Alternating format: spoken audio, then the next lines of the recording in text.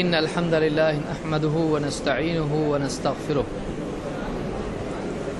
ونعوذ بالله من شرور أنفسنا ومن سيئات أعمالنا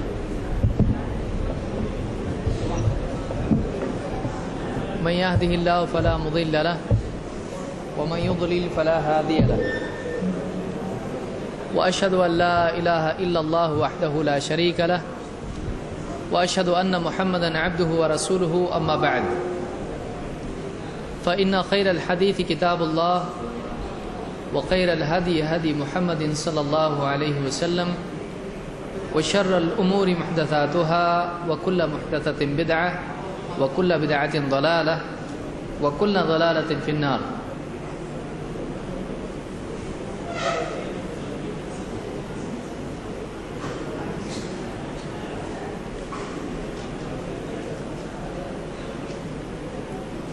ایک انسان کی کامیابی کے لیے یہ لازمی شرط ہے کہ اس کی زندگی کا ایک صحیح مقصد ہو، اور دوسری شرط یہ ہے کہ اس کی پوری زندگی عملی اعتبار سے اس مقصد کے تابع ہو۔ کامیاب ترین آدمی کون ہے؟ کامیاب ترین آدمی وہ ہے جس نے اپنی زندگی کے لیے ایک مقصد چنا ہو، ایک اعلیٰ ترین صحیح مقصد بنایا ہو۔ کیونکہ انسان کی قدر، انسان کا قد، انسان کا وزن، انسان کی قیمت اس کے مقصود اور مطلوب سے طے ہوتی ہے۔ ایک آدمی کی واقعی قیمت کیا ہے اگر معلوم کرنا ہے تو صرف یہ معلوم کیجئے کہ اس کے نزدیک سب سے زیادہ قیمتی کیا ہے۔ اس کے نزدیک سب سے زیادہ قیمتی کیا ہے جب آپ کو معلوم ہو جائے گا تو اس کی اپنی قیمت بھی آپ کے سامنے آ جائے گی۔ لہذا ایک کامیاب انسان وہ ہے جس کے پاس ایک اعلیٰ مقصد ہو، اور دو، اس مقصد کے حصول کے لیے، اس مقصد کو پورا کرنے، حاصل کرنے کے لیے وہ اپنی تمام صلاحیتوں کو لگا دے۔ سب سے صحیح آدمی دنیا میں یہ ہے، سب سے کامیاب آدمی وہ ہے۔ لہذا ہم یہاں پر ایک مقصد سے جمع ہوئے ہیں، ہماری صلاحیتیں بھی اس مقصد کے لیے لگنا چاہیے، اس میں خیانت نہیں ہونا چاہیے۔ ہمارا مقصد کیا ہے؟ اب ہر ایک کا اپنا اپنا مقصد ہوگا۔ ہمارا مقصد کیا ہونا چاہیے کہ ہم جب اس مجلس کے لیے، ان دروس کے لیے دکان، مکان، تجارت اور چھٹی لے کے کوئی آیا ہوگا، نہ معلوم کون کتنا ٹکٹ خرچ کر کے آیا ہوگا، سب یہاں جب اس دینی مجلس کے لیے جمع ہوئے ہیں تو ہماری آنکھ، ہمارے کان، ہمارا دل، ہاتھ پاؤں بھی پورے اسی مجلس کے لیے وقف ہونا چاہیے۔ ورنہ ایک آدمی پورا یہاں پر آیا، باہر ٹہل رہا ہے، یہاں وہاں گھوم رہا ہے، وہاں دیکھ رہا ہے، جا کے سو رہا ہے، ٹھیک ہے، نیند آ رہی، کسی کو سمجھ میں نہیں آ رہا، سب الٹا الٹا سمجھ میں آ رہا ہے تو ٹھیک ہے وہ سو جائے۔ لیکن واقعی ایک آدمی اگر بیٹھ سکتا ہے تو شیطان آ کے دل میں کہے گا، وسوسہ ڈالے گا، یہ تو سنا ہے تو نے، یہ حدیث تو معلوم ہے، تیرے پاس تو گھر پہ اتنے سارے سی ڈی ہیں اور اتنے سارے علماء کے خطابات ہیں، تیری کتابیں اتنی کہ آج تک تو نے گنی بھی نہیں، چل یہاں سے۔ بے چینی ہوتی ہے آدمی کو۔ یا آدمی دو لوگ مل جاتے ہیں، وہ فلاں علاقے کا ہے، فلاں علاقے کا، موبائل کے پیسے بچے، یہیں مل گئے، فری میں ٹاک ٹائم ہو رہا ہے، ریچارج کرنے کی بھی ضرورت نہیں، بیٹری بھی ختم نہیں ہو رہی، تو آپس میں جا کے پلر کے پیچھے کدھر بیٹھ کے ادھر ادھر کی باتیں آدمی کرتا ہے۔ جب آپ نے ایک مقصد لیا ہے تو صلاحیت مقصد کے لیے ہونا چاہیے۔ بہت سے لوگ جہالت کی وجہ سے غلط مقصد چنتے ہیں، اور بہت سارے لوگ خواہشات کی وجہ سے، سستی کی وجہ سے اپنی صلاحیتوں کو مقصد کے لیے نہیں لگاتے ہیں۔ یہ دونوں چیزیں یاد رکھنا چاہیے۔ اعلیٰ آدمی وہ ہے جس کا مقصد اعلیٰ، اونچا آدمی وہ ہے جس کا مقصد اونچا ہو، اور کامیاب آدمی وہ ہے جو اپنے اس اعلیٰ اونچے مقصد کے لیے اپنی ساری صلاحیتیں لگا دے، اس کو فیل ہونے نہیں دے۔ اکثر اوقات یہ نہیں ہو پاتا، ہاں ہمارا مقصد تو بہت اونچا ہے لیکن کوشش، سارا معاملہ آپ کے کوشش پہ اٹک جاتا ہے کہ ہم مقصد تو بعض اوقات چن لیتے ہیں، میری زندگی کا مقصد، میری پوری زندگی اللہ کے لیے، اچھا ٹھیک ہے، بہت اچھی بات ہے، لیکن تیرا تھوڑا سا وقت آج کا ایک دن تو لگا اللہ کے لیے، اللہ کے دین کے لیے تو پورا دھیان تو دے اپنا، تو جان مت دے، تو دھیان دے پہلے۔ بہت سارے لوگ کیا ہوتے ہیں، ہم اللہ کے لیے جان بھی دینے کا موقع آئے گا تو ہم جان دیں گے اللہ کے لیے، ٹھیک ہے، پہلے دھیان تو دے۔ جو دھیان نہیں دے سکتا وہ جان کیا دے گا؟ جو 5 منٹ دھیان نہیں دے سکتا ہے، تھوڑی دیر سکون سے انسان کی طرح چین سے واقعی اللہ کا بندہ بن کے بیٹھ کے دین کی بات نہیں سن سکتا، وہ اپنی پوری جان زندگی کیا دے گا اللہ کے لیے؟ یہ لٹمس ٹیسٹ ہے، یہ ہمارے لیے ایک امتحان ہوتا ہے۔ لہٰذا دینی مجلس میں جب بھی آپ بیٹھیں، یہ ارادہ لے کے بیٹھیں کہ واقعی میں اس مجلس کا حق ادا کر دوں گا، اس لیے کہ مجلس کے خاتمے پر اعلان ہوتا ہے، کسی بھی دینی مجلس کے خاتمے پر مغفرت کا اعلان ہوتا ہے۔ کہیں ایسا نہ ہو کہ ہم مجلس میں بیٹھے رہیں لیکن اپنی غفلت کی وجہ سے، لاپرواہی کی وجہ سے، ناقدری کی وجہ سے اس مجلس کے مغفرت ہونے والے بندوں میں ہمارا نام نہ نکلے۔ اس سے زیادہ بدقسمتی کی چیز کیا ہو سکتی ہے کہ آدمی جسمانی طور پر وہاں موجود ہو لیکن ذہن اس کا بھٹک رہا کہاں پر؟ چائے خانے میں، یا کہیں اور بازار میں، یا کہیں اور آدمی کا ذہن وہاں بھٹک رہا ہو، تو یہ نہیں ہونا چاہیے۔ اللہ تعالیٰ اس بات کی ہم کو توفیق عطا فرمائے کہ جب ہم دین کی خاطر اتنی تکلیف اٹھا کے یہاں پر آئے ہیں تو ان مجالس کی قدر کریں، اور اس میں جو بات کہی جا رہی ہے، ایک حدیث، ایک آیت، جو دھیان سے سنتے رہیں۔ آپ یہ نہ سوچو ابھی تو بھائی 2 گھنٹے بیٹھنا ہے، معلوم نہیں کیسا ہوگا، میں تو بیٹھتا نہیں کبھی، آج یہاں آ گیا، صبح سے پکڑ کے بٹھا رہے، باہر جا رہے تو باہر پکڑ کے لا رہے ہیں، کبھی میری جان گھبرا رہی ہے۔ ایسا بھی ہوتا ہے بعض لوگوں کا ایسا بھی ہوتا ہے۔ آپ اتنا سوچیں، اور 5 منٹ آپ ایسا کرتے کرتے پورا ایک حدیث، یہ حدیث سنتا ہوں دھیان سے، باقی کا بعد میں، وہ حدیث ہو گئی، اگلی ہاں اس کو دھیان سے سننا ہے۔ آدمی تھوڑا ایک لقمہ اگر کھائے پورا کھانا ختم ہوتا ہے۔ ایک آدمی کیسے کھلا، اتنا سا تھوڑا کھا لو آپ بس، تو چلو ٹھیک ہے تمہارے لیے کھا لیتا، اور تھوڑا ڈالے گا اور کھا سکتا ہے آدمی۔ تو بعض اوقات ایک آدمی تھوڑا دھیان دے، اس وقت کیا ہے سامنے، کون سی حدیث ہے، کون سی آیت، اس کو اچھے سے میں سمجھ لوں گا۔ اگر اس طرح سے آدمی اتنے کے لیے اپنے آپ کو تیار کرے تو اس کو اتنا سمجھ میں آتا ہے، پھر وہ ہونے کے بعد اگلے کے لیے پھر تیار کرے، پھر سے رینیو کرے اپنے آپ کو۔ ورنہ بیٹھے آدمی جھپکی کھاتا ہے، سو جاتا ہے، اٹھتا ہے، حلال پہ سوتا، حرام پہ اٹھتا ہے۔ ایک قصے میں سوتا، دوسرے قصے میں اٹھتا ہے، بولتا ہے اس میں تو ابو ہریرہ کہاں سے آ گئے، یہ تو دوسرے معاذ بن جبل تھے، ابو ہریرہ کیسے ہو گئے؟ تو آپ کے سونے سے ہو گئے، اس طرح سے آپ کا بیچ کے کچھ اسٹیشن غائب ہو گئے۔ تو ہوتا ہے، انسان ہے، نیند آئے گی آدمی کو، اللہ نے بنایا ایسا اس کو کہ بیٹھا رہے گا، تھکے گا، تھکن سے نیند آتی ہے۔ اللہ ہے جس کو نیند اور اونگ نہیں آتی ہے، لا تأخذہ سنۃ ولا نوم، اس کو اونگ نہیں آتی ہے، اس کو نیند بھی نہیں آتی ہے، لیکن انسان بیٹھتا ہے، جھپکی لیتا ہے، اور کوئی سو جاتا ہے، کوئی خراٹے بھی لیتا بیٹھ کے خراٹے، بازو والا اٹھاتا ہے تو کہتا ہے سن رہا ہوں میں، دھیان سے سن رہا ہوں، کوئی بات نہیں، سو رہا نہیں، اس کو کیا معلوم ہے کہاں جا کے آئے، کتنے میل دور جا کے آیا ہے بیٹھے۔ تو چلتا ہے ایسا آپ لوگوں کا یہاں بیٹھنا تکلیف اٹھا کے، کیونکہ یہ وقت بڑا مشکل ہوتا ہے۔ دوپہر کا کھانا کھانے کے بعد کا وقت اتنا بڑا مجاہدہ ہے کہ واقعی اگر آدمی تعظیم کے ساتھ دینی مجلس میں اس میں بیٹھ کے دین کی بات سن لے، میں سمجھتا ہوں اللہ کی طرف سے مغفرت کے لیے اتنا بھی کافی ہے، کیونکہ یہ بہت بڑا مجاہدہ ہے۔ وَالَّذِينَ جَاهَدُوا فِينَا لَنَهْدِيَنَّهُمْ سُبُلَنَا، یہ مکی آیت ہے، مدنی نہیں، جب جنگ وغیرہ نہیں تھی۔ اللہ نے کیا فرمایا؟ وَالَّذِينَ جَاهَدُوا فِينَا، جو ہماری خاطر مجاہدہ کرتے ہیں، سارے مجاہدے اس میں آ گئے۔ لَنَهْدِيَنَّهُمْ سُبُلَنَا، ہم اپنی راہوں کی ہدایت ان کو دیں گے۔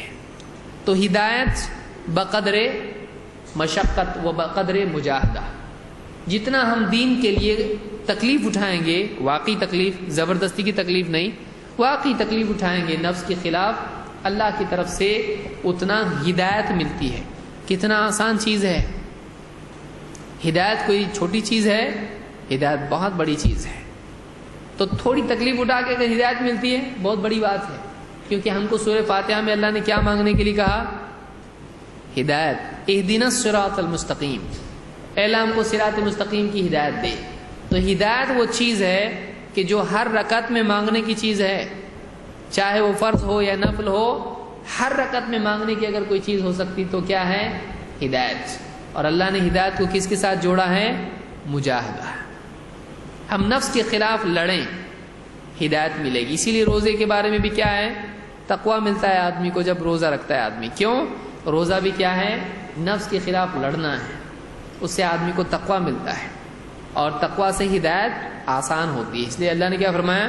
ھدی للمتقین، قرآن کس کے لیے ہدایت ہے؟ متقین کے لیے۔ تو روزے سے تقویٰ پیدا ہوگا، تقویٰ سے ہدایت آسان ہوتی ہے۔ تو ہدایت بہت قیمتی چیز ہے، لہٰذا تھوڑا سا تکلیف اٹھانا دینی مجالس میں بہت بوجھ رکھتا ہے، خصوصاً جب آپ کو بہت ساری باتیں معلوم ہوں تو آپ کے لیے کیسا ہوگا؟ سب سنے ہو پھر سے کیا سننا ہے؟ لیکن یہی آپ کے لیے بہت بڑا مجاہدہ ہے۔ بعض اوقات جتنی باتیں ہم نے سنی ہیں ایک بھی بات ڈھنگ سے سمجھی ہوئی نہیں ہوتی ہے، واقعی اس کے معنی کیا ہیں نہیں معلوم ہوتے ہیں۔ یہ شیطان دھوکہ دیتا ہے، یہ سب تجھ کو معلوم ہے، نہیں معلوم ہوتا ہے۔ بلکہ خود اکیلے بھی ایک آدمی ایک آیت آج پڑھے، آج سے 5 سال بعد خود وہی آیت پڑھے، اس آیت سے اس کا الگ قلب پر اثر پڑتا ہے۔ یہی آیت 5 سال پہلے پڑھی تھی، لیکن 5 سال بعد جب وہ آیت پڑھ رہا ہے اللہ کی طرف سے اب دل میں اور بات پیدا ہوئی اور معرفت کے دروازے کھل رہے ہیں۔ تو کبھی بھی ایک بات سنی ہوئی بات کو آخری بات نہیں بنانا چاہیے، پھر سے اس کو سننا چاہیے، ورنہ ہم پورا دین سن لیا، جس نے قرآن میں نے پورا پڑھ لیا، اب آج کے بعد قرآن پڑھنا بند، سورہ فاتحہ سالوں سال پڑھ رہے، بچپن سے لے کے دانت گرنے تک، تجوید بھی نہیں، اب کیا بولیں گے نئی صورت لاؤ؟ وہی آپ کو پڑھنا پڑے گا، وہی پڑھنا پڑے گا، وہی پڑھنا پڑے گا، نئی صورت آپ نہیں پڑھ سکتے، وہی پڑھنا پڑے گا آپ۔ لہذا تکرار علم سے معرفت کے نئے دروازے کھلتے ہیں اور علم میں ثبات پیدا ہوتا ہے، اس کو یاد رکھیے۔ تکرار علم سے 2 فائدے ہوتے ہیں، ایک تو اسی بات کو بار بار سننے اور اس کے تذکرے سے اس میں نئے نئے معنی سمجھ میں آنے لگتے ہیں، گہرائی پیدا ہونے لگتی ہے۔ اسی طرح جیسے ایک آدمی ایک ہی کام کو کئی مرتبہ جب کرتا ہے تو اس کا ماہر ہو جاتا ہے اور باریکیاں اس کے سامنے آتی ہیں، چاہے وہ مشین کا کام ہو یا رسی اور دھاگے کا کام ہو، اور اس علم میں ثبات، مضبوطی اور یادداشت کی قوت پیدا ہوتی ہے۔ آپ کو زیادہ یاد رہے گی بات اگر آپ بار بار اس کو یاد سنو گے، بار بار آپ اس کا تذکرہ سنو گے۔ لہذا دینی مجالس میں بار بار بیٹھنا چاہیے۔ بعض لوگ سوچتے ہیں توحید تو میں نے سنا ہے، توحید تو میں سنا سکتا ہوں، لہذا وہ توحید کے درس میں نہیں بیٹھتے ہیں، یہ شیطان کی طرف سے ہے۔ ایسا ہے تو پھر کوئی بھی آدمی نہیں بیٹھے گا، سب نے کلمہ پڑھے ہیں، سب نے توحید سنے، کوئی بھی نہیں آئے گا، توحید بولتے سب بھاگیں گے۔ کیا اللہ کے نبی صلی اللہ علیہ وسلم آخری وقت تک صحابہ کو توحید نہیں سکھاتے رہے؟ لعنت اللہ علی الیہود والنصارى اتخذوا قبور انبیاء مساجد۔ مکہ میں 13 سال تک توحید کی بات ہوئی، پھر مدینہ میں پھر سے کیا آ رہا ہے؟ اللہ لا الہ الا هو الحی القیوم۔ آیت الکرسی میں کیا ہے؟ پوری توحید ہے، اللہ کی ذات و صفات، اللہ کا تعارف۔ کیوں اللہ کو نہیں پہچانتے تھے مکے میں، پھر کیوں واپس سے مدینے میں پھر سے؟ بار بار ہونا چاہیے۔ وذکر فإن الذکرى تنفع المؤمنین، اے نبی نصیحت کیجئے، نصیحت کرنا ایمان والوں کو فائدہ دیتا ہے. اگر فائدہ نہیں ہو رہا ہے نصیحت سے تو ایمان کی کمزوری کی وجہ سے نہیں ہو رہا ہے. اس کو یاد رکھیے. نصیحت سن کے فائدہ نہیں ہو رہا. کیوں؟ نصیحت میں خرابی ہے؟ نہیں. اگر دل میں قوت ہوتی، دل میں صلاح ہوتی تو نصیحت فائدہ دیتی. یہ دل کی خرابی ہے کہ نصیحت میں فائدہ نہیں ہو رہا ہے. ایمان کی کمزوری ہے، کیونکہ اللہ نے بتا دیا ہے نصیحت کیجئے. نصیحت کرنا کس کو فائدہ دے گا؟ ایمان والوں کو. تو اگر نصیحت مجھ کو فائدہ نہیں ہو رہا ہے تو کمی کہاں ہے؟ میرے ایمان میں ہے. اسی لیے آپ دیکھیں گے کہ کبھی کبھی نصیحت کا بہت فائدہ ہوتا ہے، کبھی کبھی نصیحت کا فائدہ نہیں ہوتا ہے. وہی بات. کیوں ایسا؟ اس لیے کہ ہمارے قلب کی حالت اس وقت میں الگ ہوتی ہے. کبھی حالت کچھ ہوتی ہے، کبھی ایمانی حالت ہوتی ہے تو ایک جملہ رلا دیتا ہے، اور کبھی دل پتھر کی طرح ہو جاتا ہے تو سب رو رہے ہوتے اور یہ سب کو گن رہا ہوتا کون کون رو رہا ہے. اس کی آنکھوں سے آنسو نہیں نکلتے، اس کی آنکھوں سے آنسو نہیں نکلتے. کیوں؟ اس لیے کہ اس کا دل ابھی اس حالت میں نہیں ہے. ابھی ایمان اتنا مضبوط، اتنا جان والا اس میں حیات اس کی نہیں ہے ابھی. لہٰذا دینی مجالس کی قدر کرنا اپنی قدر کو بڑھانا ہے. دینی مجالس کی قدر کرنا چاہیے، اور یہ نہیں سوچنا چاہیے کہ ہم نے فلاں مسئلے کے بارے میں جانکاری حاصل کر لی، فلاں حدیث ہم نے سن لی، فلاں درس ہم نے سن لیا. نہیں کرنا چاہیے. اللہ تعالیٰ ہم کو سمجھ عطا فرمائے اور دینی مجالس کی قدر کرنے کی توفیق عطا فرمائے. جو موضوع آج ہمارا ہے ایک بہت ہی اہم موضوع ہے. وہ کیا موضوع ہے؟ اہل الحدیث کی خصوصیات. اہل حدیث کی کیا خصوصیات ہیں؟ کوئی آدمی آپ سے پوچھے کہ بھائی ہم بھی مسلمان، آپ بھی مسلمان، لیکن آپ اہل حدیث، تو آپ کیا ہو؟ آپ ہو کیا؟ آپ میں ہم میں فرق کیا ہے؟ تو کوئی آدمی اگر نہیں بتا پائے صحیح منہج کیا ہے، واقعی کیا منہج اختیار کرنا چاہیے، کیا خصوصیات ہے اس منہج کی، تو وہ آدمی کسی کو مطمئن نہیں کر پائے گا. لہٰذا ہم کو معلوم ہونا چاہیے کہ جس راستے پر، جس نہج پر، جس منہج پر ہم چل رہے ہیں اس کے اندر کیا خوبیاں ہیں. کیوں ایک آدمی کو اس منہج پر چلنا چاہیے؟ کیا خالی مسلمان ہونا کافی ہے؟ پھر مسلمان ہو کے آدمی کچھ بھی کرنا شروع کر دے؟ نہیں. مسلمان ہونے کے بعد بھی اس کو صحیح منہج پر چلنا ضروری ہے. اسی لیے اللہ تعالیٰ نے مسلمان بننے کے بعد بھی ہر رکعت میں کیا مانگنے کا حکم دیا؟ ارے ابھی ہدایت نہیں ملی، پھر ہدایت مانگ رہے. ہاں، اسلام ملنے کے بعد معاملہ حل ہو گیا؟ نہیں. اسلام ملنے کے بعد صراط مستقیم کس کی؟ صراط الذین انعمت علیہم، جن پر تیرا انعام ہوا ان کے راستے پر چلنا ضروری ہے. اسلام ملنے کے بعد بھی صراط مستقیم پر قائم رہنا ضروری ہے، اس کی دعا مانگنا ضروری ہے. ورنہ آدمی کیا ہو سکتا ہے؟ بھٹک سکتا ہے، بھٹک سکتا ہے. تو ایک آدمی کو یہ نہیں سوچنا چاہیے بس ہم مسلمان ہیں نا، اور کیا چاہیے آپ کو؟ ٹھیک ہے، اور کچھ نہیں چاہیے، لیکن کون سے مسلمان ہیں؟ منہج کیا ہے آپ کا؟ قرآن سننا اور سائنس ہے؟ قرآن سننا ہے نا عقل ہے؟ خالی قرآن ایک ٹانگ والا آدمی، خالی قرآن ایک پر والا پرندہ. ابھی نیا ماڈرن ایسے لوگ بھی پیدا ہو رہے ہیں، بولے حدیث قرآن سے ٹکراتی اس لیے ہم حدیث کو نہیں مانتے. بہت انٹیلیجنٹ ہے، یہ اتنا انٹیلیجنٹ ہے کہ رسول سے بھی زیادہ. نعوذ باللہ، رسول کی بات کا انکار کر رہا ہے، قرآن سے ٹکرا. یعنی رسول کو نہیں سمجھا قرآن، ایسی بول دی اللہ کے رسول صلی اللہ علیہ وسلم نے. تو کئی لوگ ایسے ہیں جو نئے نئے منہج، نئے نئے اصول، نئی نئی باتیں، نئی تحقیقات، ایسی تحقیق کے پورے 1400 سال میں کسی بھی عالم نے نہیں بولا. اتنی ایک دم ریڈی تحقیق نہیں، لیٹسٹ. ایسے لیٹسٹ بڑے خطرناک ہوتے ہیں. ہم کو ایسی کوئی تحقیق پیش نہیں کرنا ہے جو سلف میں ہم سے پہلے کوئی قائل ہی نہ ہو، جو کبار علماء میں سے کسی نے اس بات کی طرف بتایا ہی نہیں ہو، اشارہ ہی نہیں کیا ہو. یہ ایک رات میں بیٹھے بیٹھے اس کو ایک حدیث سمجھ میں آئی اور اس نے حدیث سمجھ لی، اور یہ حدیث کسی کو بھی نہیں سمجھی پوری امت میں 1400 سال میں. تو پرابلم کدھر ہے؟ امت میں کہ اس میں. پھر کبھی بھی کوئی آدمی کھڑا ہو جاتا ہے اور امت کو ایک گمراہی کی طرف لے جاتا ہے. تو معلوم ہوا کہ صرف اسلام لانا کافی نہیں ہے، اسلام میں آنے کے بعد میں صحیح منہج پر چلنا بھی ضروری ہے. صحیح منہج پر چلنا ضروری ہے. لہذا اسلام پہ آ کر ایک آدمی اگر صحیح منہج پر نہ آئے، ہو سکتا ہے وہ مرتد ہو سکتا ہے وہ منکر حدیث ہو سکتا ہے وہ شیعہ ہو سکتا ہے وہ خرافاتی صوفی ہو سکتا ہے وہ کچھ اور ہو جائے، کچھ بھی ہو سکتا ہے وہ. تو اسلام میں آنے کے بعد صحیح منہج ملنا ضروری ہے. اسی لیے اللہ تعالیٰ نے اسلام میں آنے والوں کے لیے نماز وضو کر رہا ہے، کلی کر کے سب کر کے مسواک کر کے پھر اللہ اکبر کہہ کے اسلام ہے، اس کے پاس نمازی ہے، با وضو ہے، اور کیا مانگ رہا اللہ سے؟ اہدنا الصراط المستقیم. ہدایت نہیں ملی اب تک، ہدایت ملی لیکن اب واقعی صحیح منہج پر رہنا بھی ضروری ہے. ان لوگوں کے راستے پر چلا جن پر تیرا انعام ہوا.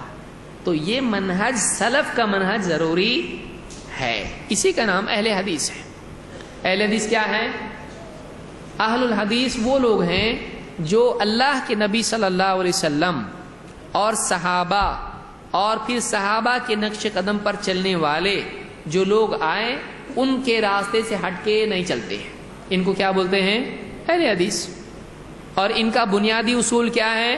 قال اللہ قال رسول اللہ، کتاب و سنت، اتباع الکتاب والسنہ علی فہم سلف الامہ. کتنا اچھا لگتا بولنے کے لیے. کتاب و سنت کی اتباع، لیکن کیسے؟ عقل کے مطابق نہیں. کتاب و سنت کی اتباع اس امت کے سلف صالح کے فہم کے مطابق. ورنہ کوئی بھی حدیث پڑھ لے گا اور اپنے دل سے کچھ بھی مطلب اس کا نکال کے غلط عمل کرنا شروع کر دے گا. یا حدیث اگر نہیں سمجھ میں آئی حدیث کا انکار کر دے گا. مثال کے طور پر، اصل موضوع پہ آنے سے پہلے میں کچھ بنیادی باتیں یہاں پر واضح کرنا چاہوں گا، پھر آگے ہم دیکھیں گے. حدیث میں اللہ کے نبی صلی اللہ علیہ وسلم فرماتے ہیں، امام احمد نے اور اسی طرح سے دوسری کتابوں میں حدیث موجود ہے، اللہ کے رسول صلی اللہ علیہ وسلم فرماتے ہیں الأذنان من الرأس، الأذنان من الرأس. کتنی چھوٹی حدیث ہے. دونوں کان سر میں داخل ہیں. ایک آدمی سنے گا یہ دونوں کان سر میں ہیں تو بچپن سے مجھ کو معلوم ہے، نیا کیا ہے اس میں؟ کان کہاں پر ہے؟ پیٹ میں کہ پیٹھ میں؟ دونوں کان کہاں ہیں؟ بچہ بھی اگر اسکول کا ہے، نرسری کا، وہ بھی بتائے گا کہ دونوں کان کہاں پر ہیں؟ سر میں ہیں. تو پھر حدیث میں تو کوئی آدمی کیا کہے گا؟ یہ حدیث نبی کی نہیں ہو سکتی، ایسی جیسی باتیں نبی کر سکتے ہیں؟ نہیں. تو یہ حدیث کیا ہو گئی؟ ضعیف، جھوٹی. تو کوئی آدمی اپنی عقل سے اگر اس حدیث کو دیکھے، بہت ممکن ہے وہ اس کے سیاق کو نہ جاننے کی وجہ سے، اس کے پرسپیکٹو کو، اس کے بیک گراؤنڈ کو نہیں جاننے کی وجہ سے اس حدیث کا کیا کر سکتا ہے؟ انکار کر سکتا ہے. کہ کان سر میں تو اور کہاں ہوں گے؟ پیٹ میں، گھٹنوں میں؟ کہاں ہوں گے بھائی؟ کان تو سر میں ہی ہیں. تو یہ حدیث نبی کی نہیں ہو سکتی، ایسی باتیں نبی نہیں بتاتے ہیں کر کے ایک آدمی انکار کرتے ہیں. لیکن ایک آدمی جب علماء کا کلام اس سلسلے میں دیکھتا ہے تو اس کی سمجھ میں آتا، اچھا یہ جو حدیث ہے یہ وضو کے بارے میں آئی ہے. کان کس میں داخل ہیں؟ سر میں. سر کا کیا کرتے ہیں؟ دھوتے ہیں کہ مسح کرتے ہیں؟ مسح دھوتے ہیں نا، مسح کرتے ہیں. تو سر کا وضو میں مسح کیا جاتا ہے. تو کان سر میں داخل ہیں تو کیا کیا جائے گا؟ دھوئیں گے کہ وضو میں اس کو مسح کریں گے؟ لہذا آپ کیا کرتے؟ مسح کرتے نا کہ دھوتے پورا پانی ڈال کے؟ اچھا نہیں، اس کا مسح کیا جاتا ہے. تو کان سر میں داخل ہیں کا مطلب یہاں پر جسمانی ایناٹمی، فزیولوجی اس کی میننگ میں نہیں ہے. یہ کون سا پارٹ کہاں ہے میں نہیں ہے. شرعاً اس کا حکم کیا ہے؟ وضو میں سر کا حکم کیا ہے؟ مسح کرنا. وامسحوا برؤوسکم. کان کا حکم کیا ہوگا؟ اگر کان سر میں ہے تو اس کو بھی مسح کرنا پڑے گا. لہذا سر کا جب مسح کرتے ہیں تو پھر کان کا مسح کب کریں گے؟ کان کس میں داخل ہیں؟ سر میں. تو جب آپ سر کا مسح کرو گے تو کان کا بھی کیا کرو گے؟ مسح. کتنے کان سر میں داخل ہیں؟ الاذنان، دونوں. تو ایک کا مسح چلے گا؟ نہیں. بولے ایک کا چلتا نا؟ نہیں، دونوں مسح کرنا پڑے گا کیونکہ دونوں کان سر میں داخل ہیں. تو حدیث اگر اس کا سیاق آپ کاٹ دو گے، کس بارے میں ہے آپ کو نہیں معلوم، اپنی عقل سے آدمی سمجھنے کی کوشش کرے، بہت ممکن ہے حدیث کو حقیر سمجھ کے اس کی تنقید کر کے نبی کی شان کے خلاف سمجھ کے اس کا رد کر دے گا یا مذاق اس کو بنا لے گا انکار کے لیے۔ لیکن اگر واقعی اس کو صحیح سیاق میں دیکھا جائے تو پھر سمجھ میں آئے گا، اچھا حدیث میں دیکھو شرعی حکم بیان کیا گیا ہے۔ تو اہل حدیث کون ہیں؟ اہل حدیث وہ ہیں جو قرآن اور حدیث، قرآن اور سنت کی اتباع کرتے ہیں، لیکن قرآن اور سنت کے فہم کے لیے کس کی طرف دیکھتے ہیں؟ سلف کی طرف، سلف کی طرف۔ کیوں؟ اس لیے کہ اپنے طور پر سمجھنے میں بہت ساری غلطیاں آدمی کر سکتا ہے، اور کی لوگوں نے کیے کہ نہیں کیے؟ آپ بتائیے، معتزلہ ان کے پاس دلیل نہیں ہے، کس کی دلیل دیتے ہیں وہ؟ قرآن و حدیث کی۔ اسی طرح سے آپ دیکھو جہمیہ جو اللہ کی صفات کا انکار کرتے ہیں، کہاں سے دلیل دیتے ہیں؟ اللہ کو ہر جگہ بتاتے ہیں، کہاں سے دلیل دیتے ہیں؟ او معکم اینما کنتم، قرآن سے دلیل دے رہے ہیں۔ معتزلہ، جہمیہ، مرجئہ، قدریہ اور شیعہ، باطنیہ، صوفی، یہ وہ سب اول فول جتنے بھی ہیں، سب کے سب کہیں نہ کہیں سے دلیل لاتے ہیں، بلکہ بعض اوقات شرک کے لیے توحید کی کتاب سے دلیل دیتے ہیں۔ ایک صاحب نے کیا دلیل دی؟ کہا اللہ کے اولیاء سے مدد مانگ سکتے ہیں، مخلوق سے مدد لے سکتے ہیں۔ ایسا دلیل کیا ہے اس کی؟ قرآن میں اللہ نے فرمایا وَاسْتَعِينُوا بِالصَّبْرِ وَالصَّلَاةِ، وَاسْتَعِينُوا، مدد مانگو، کس سے؟ صبر سے اور نماز سے۔ صبر اور نماز سے مانگ سکتے، اللہ کے ولیوں سے کیوں نہیں مانگ سکتے؟ ابھی کیا سمجھ میں آیا معلوم نہیں، لیکن آیا اس کی سمجھ میں ہے۔ آیت ہے کہ نہیں ہے؟ وَاسْتَعِينُوا بِالصَّبْرِ وَالصَّلَاةِ، نماز سے اور صبر سے کس کی مدد مانگو؟ نماز اور صبر سے مدد چاہو۔ تو آیت پڑھ رہا ہے، اب اس نے اپنی عقل سے محض ترجمہ پڑھ لیا، اور ترجمہ پڑھ کے ایک غلط مفہوم قائم کر لیا۔ کسی نے کہا کہ دیکھو بھائی، بزرگان دین کی نیاز کر سکتے ہیں، یہ شرک نہیں ہے، ان کے نام کی نیاز کر سکتے ہیں۔ دلیل کیا ہے؟ دلیل بچے کو یاد ہے، قل هو اللہ احد اللہ الصمد، کہو اللہ ایک ہے، اللہ بے نیاز ہے۔ نیاز اللہ کی ہوتی ہی نہیں، نیاز تو غیر اللہ کی ہوتی ہے۔ لیجئے ابھی دلیل قرآن سے۔ ہاں نہیں تو کبھی ہم بھی نہیں سوچے ایسا ہو جائے گا۔ اللہ بے نیاز ہے، یعنی نیاز اللہ کی تو ہوتی ہی نہیں ہے۔ نیاز کس کی ہوتی ہے؟ اللہ کے سوا کی ہوتی ہے۔ تو ہم بزرگوں کی نیاز کرتے، کیا غلط کرتے؟ اللہ تو اللہ کو کیا ضرورت ہے نیاز کی؟ اب اس نے نیاز کا وہ میننگ لیا، ترجمے میں پڑھ لیا اس نے۔ اب سوچئے اگر ایک آدمی کو ایسے چھوڑ دیا جائے بغیر رہبر کے، کیا گل کھلائے گا، اور کتنے مجتہد امت کی برکت ہو جائے گی اس دور میں، اس صدی میں، اور ہو رہی ہے۔ نئے محققین پیدا ہو رہے ہیں جو کبھی کچھ بول رہے ہیں، کبھی کچھ بول رہے ہیں، تفصیل میں نہیں جاؤں گا۔ نئی تحقیقات آ رہی ہیں، ایسی تحقیقات جو سلف اگر سنیں تو رونگٹے کھڑے ہو جائیں ان لوگوں کے، یہ کہاں سے لایا یہ؟ اسلام کا اس کا دور کا بھی رشتہ نہیں ہے۔ لہٰذا قرآن و سنت کے فہم کے لیے یہ دیکھنا ضروری کہ واقعی سلف کا منہج اس کے فہم میں کیا ہے۔ یہ ہماری دعوت ہے۔ تو اہل حدیث کی خصوصیات کیا ہیں؟ آئیے ہم دیکھتے ہیں کہ اہل حدیث کن کن چیزوں پر زور دیتے ہیں، اور اہل حدیث کے نزدیک خاص چیزیں کیا ہیں، کیا بنیادی چیزیں ہیں، کیا ضروری چیزیں ہیں، کیا ان کی نمایاں اوصاف ان کے ہیں۔ ایک ایک کر کے ہم یہ چیزیں دیکھنے کی کوشش کریں گے۔ نمبر 1، اہل حدیث کے یہاں پر سب سے امپورٹنٹ اور سب سے زیادہ زور 2 چیزوں پر ہے۔ وہ کیا ہیں؟ توحید اور اتباع سنت۔ لہذا آپ کو عام طور سے علماء کی خطابات اہل حدیث کے توحید کے درس، شرک کے خلاف درس، اتباع سنت پر درس، بدعات کے خلاف درس سب سے زیادہ اگر ملیں گے تو اہل حدیث کے ملیں گے۔ اور بہت ساری دوسری جماعتیں ہیں، آپ ان کو پوچھئے شرک کے خلاف کتنے بیان ہوئے آپ کے، بتاؤ ذرا ہم کو لا کے دو CD ایک، بہت مشکل سے اس کو ڈھونڈنا پڑے گا کون سا عالم ہے، کون سا بیان اس کا ہے، بہت سوچے، ہاں یاد آیا۔ اور اہل حدیث بچہ اس کے اوپر بیان کرتا ہے ہمارا توحید اور اتباع، اتنے ملیں گے کہ لوگ بولتے ہیں اس کے سوائے ان کے پاس ٹاپک ہے کہ نہیں ہے، بولتے ہیں کہ نہیں بولتے ہیں؟ لوگ بولتے ہیں ایسا، ارے کیا تم سب بتا دیتے، تمہارا کوئی بھی اجتماع میں آئے ایک نہ ایک ٹاپک رہتا ہی توحید اتباع، اور بلکہ تم کو اگر نکاح کے اوپر بھی بیان کرنے کے لیے بولیں گے توحید اور اتباع اس میں لے کر آئیں گے، کھانے کے آداب بھی بولیں گے توحید اور اتباع اس میں لے کے آئیں گے، کیونکہ اس کے بغیر تم جی نہیں سکتے۔ واقعی ایسا اہل حدیث کا ہے کہ اہل حدیث جب تک کہ توحید اور اتباع پر نہیں بولے گا اس کو سکون نہیں ملتا ہے، اور کیوں نہ ہو دین میں یہ ہے بھی اتنی اہم چیز۔ اللہ کے نبی صلی اللہ علیہ وسلم نے کیا فرمایا؟ بنی الاسلام علی خمس، شہادت اللہ الہ الا اللہ وان محمد رسول اللہ واقام الصلاۃ وایتاء الزکاۃ والحج وصوم رمضان۔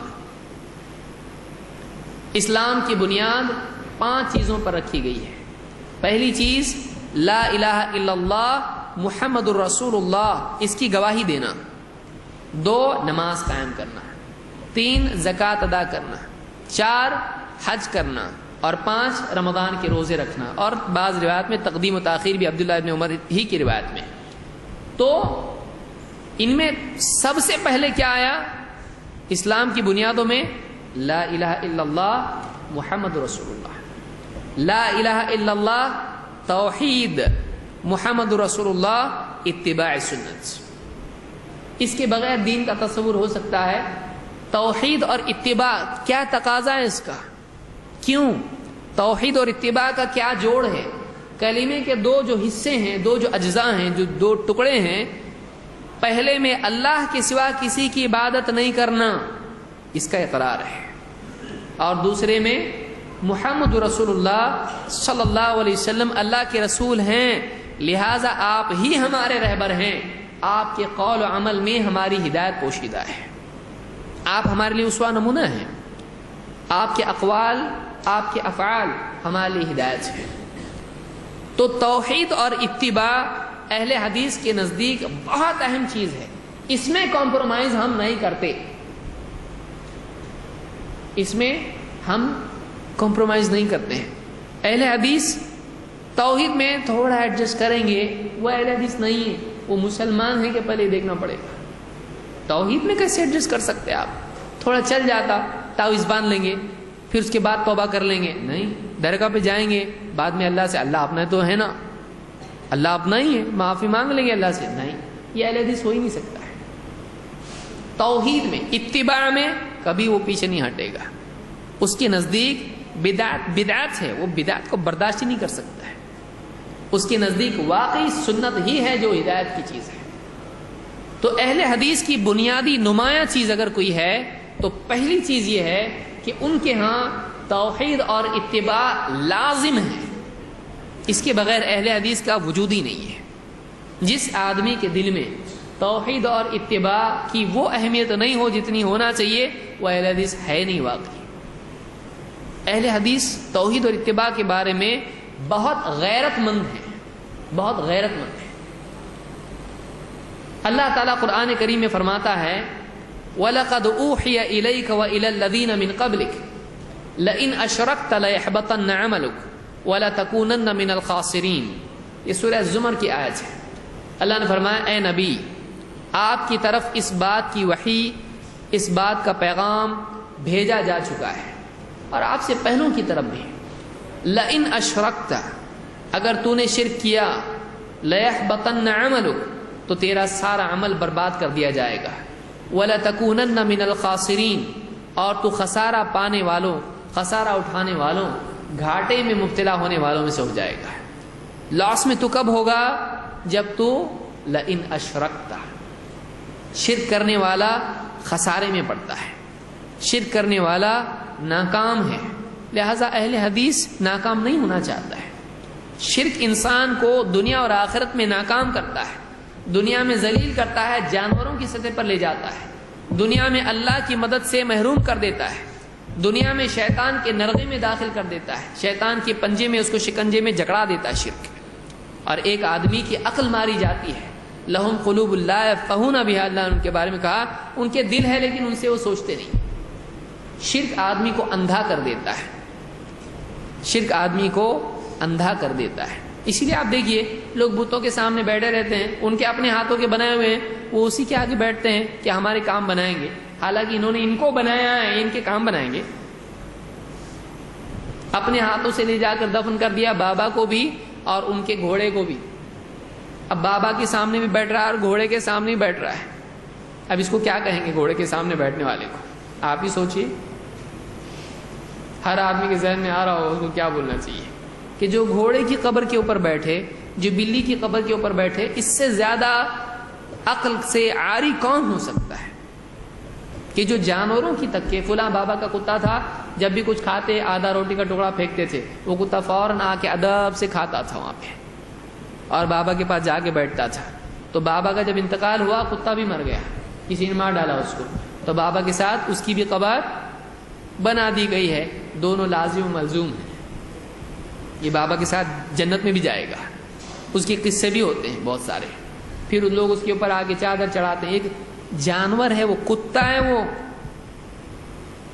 اگر گھر میں ہو کتا فرشتے نہیں آتے. بابا کے ساتھ جوڑی لگا کے دے دیا اب اس کے آپ لوگ، اس پہ چادر بھی آ رہی، بابا کے ساتھ اس کا عرس بھی منا رہا. کتے کا عرس کیوں ہوتا ہے ایسا؟ آپ سوچئے. یعنی ایک آج ملک بھر میں ایسا ہے. کہاں چلی گئی لوگوں کی عقل؟ شرک آدمی کو اتنا زیادہ عقل سے عاری کر دیتا ہے کہ اس کو سمجھ میں نہیں آتا. دوسرے کو سمجھ میں اس کو نہیں سمجھ میں آتا، اس کی سمجھ میں نہیں آتا ہے. کوئی انگوٹھی پہن لیا، کوئی کڑا پہن لیا، کوئی دھاگا پہن لیا.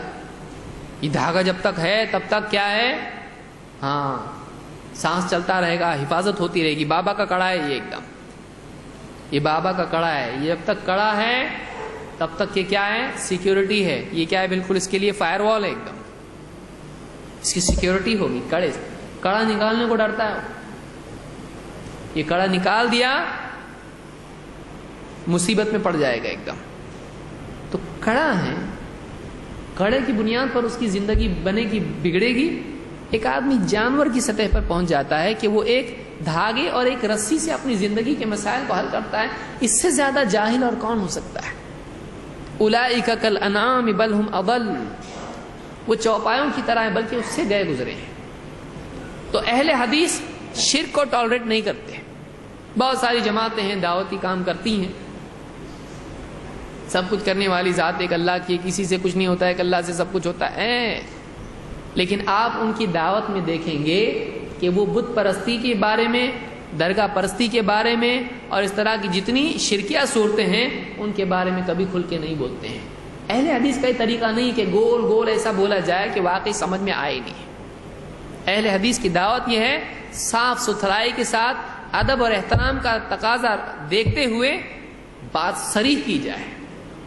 قولوا قولا سدیدا یا ایھا الذین آمنوا اتقوا اللہ وقولوا قولا سدیدا، اے ایمان والو اللہ سے ڈرو اور سیدھی بات کرو.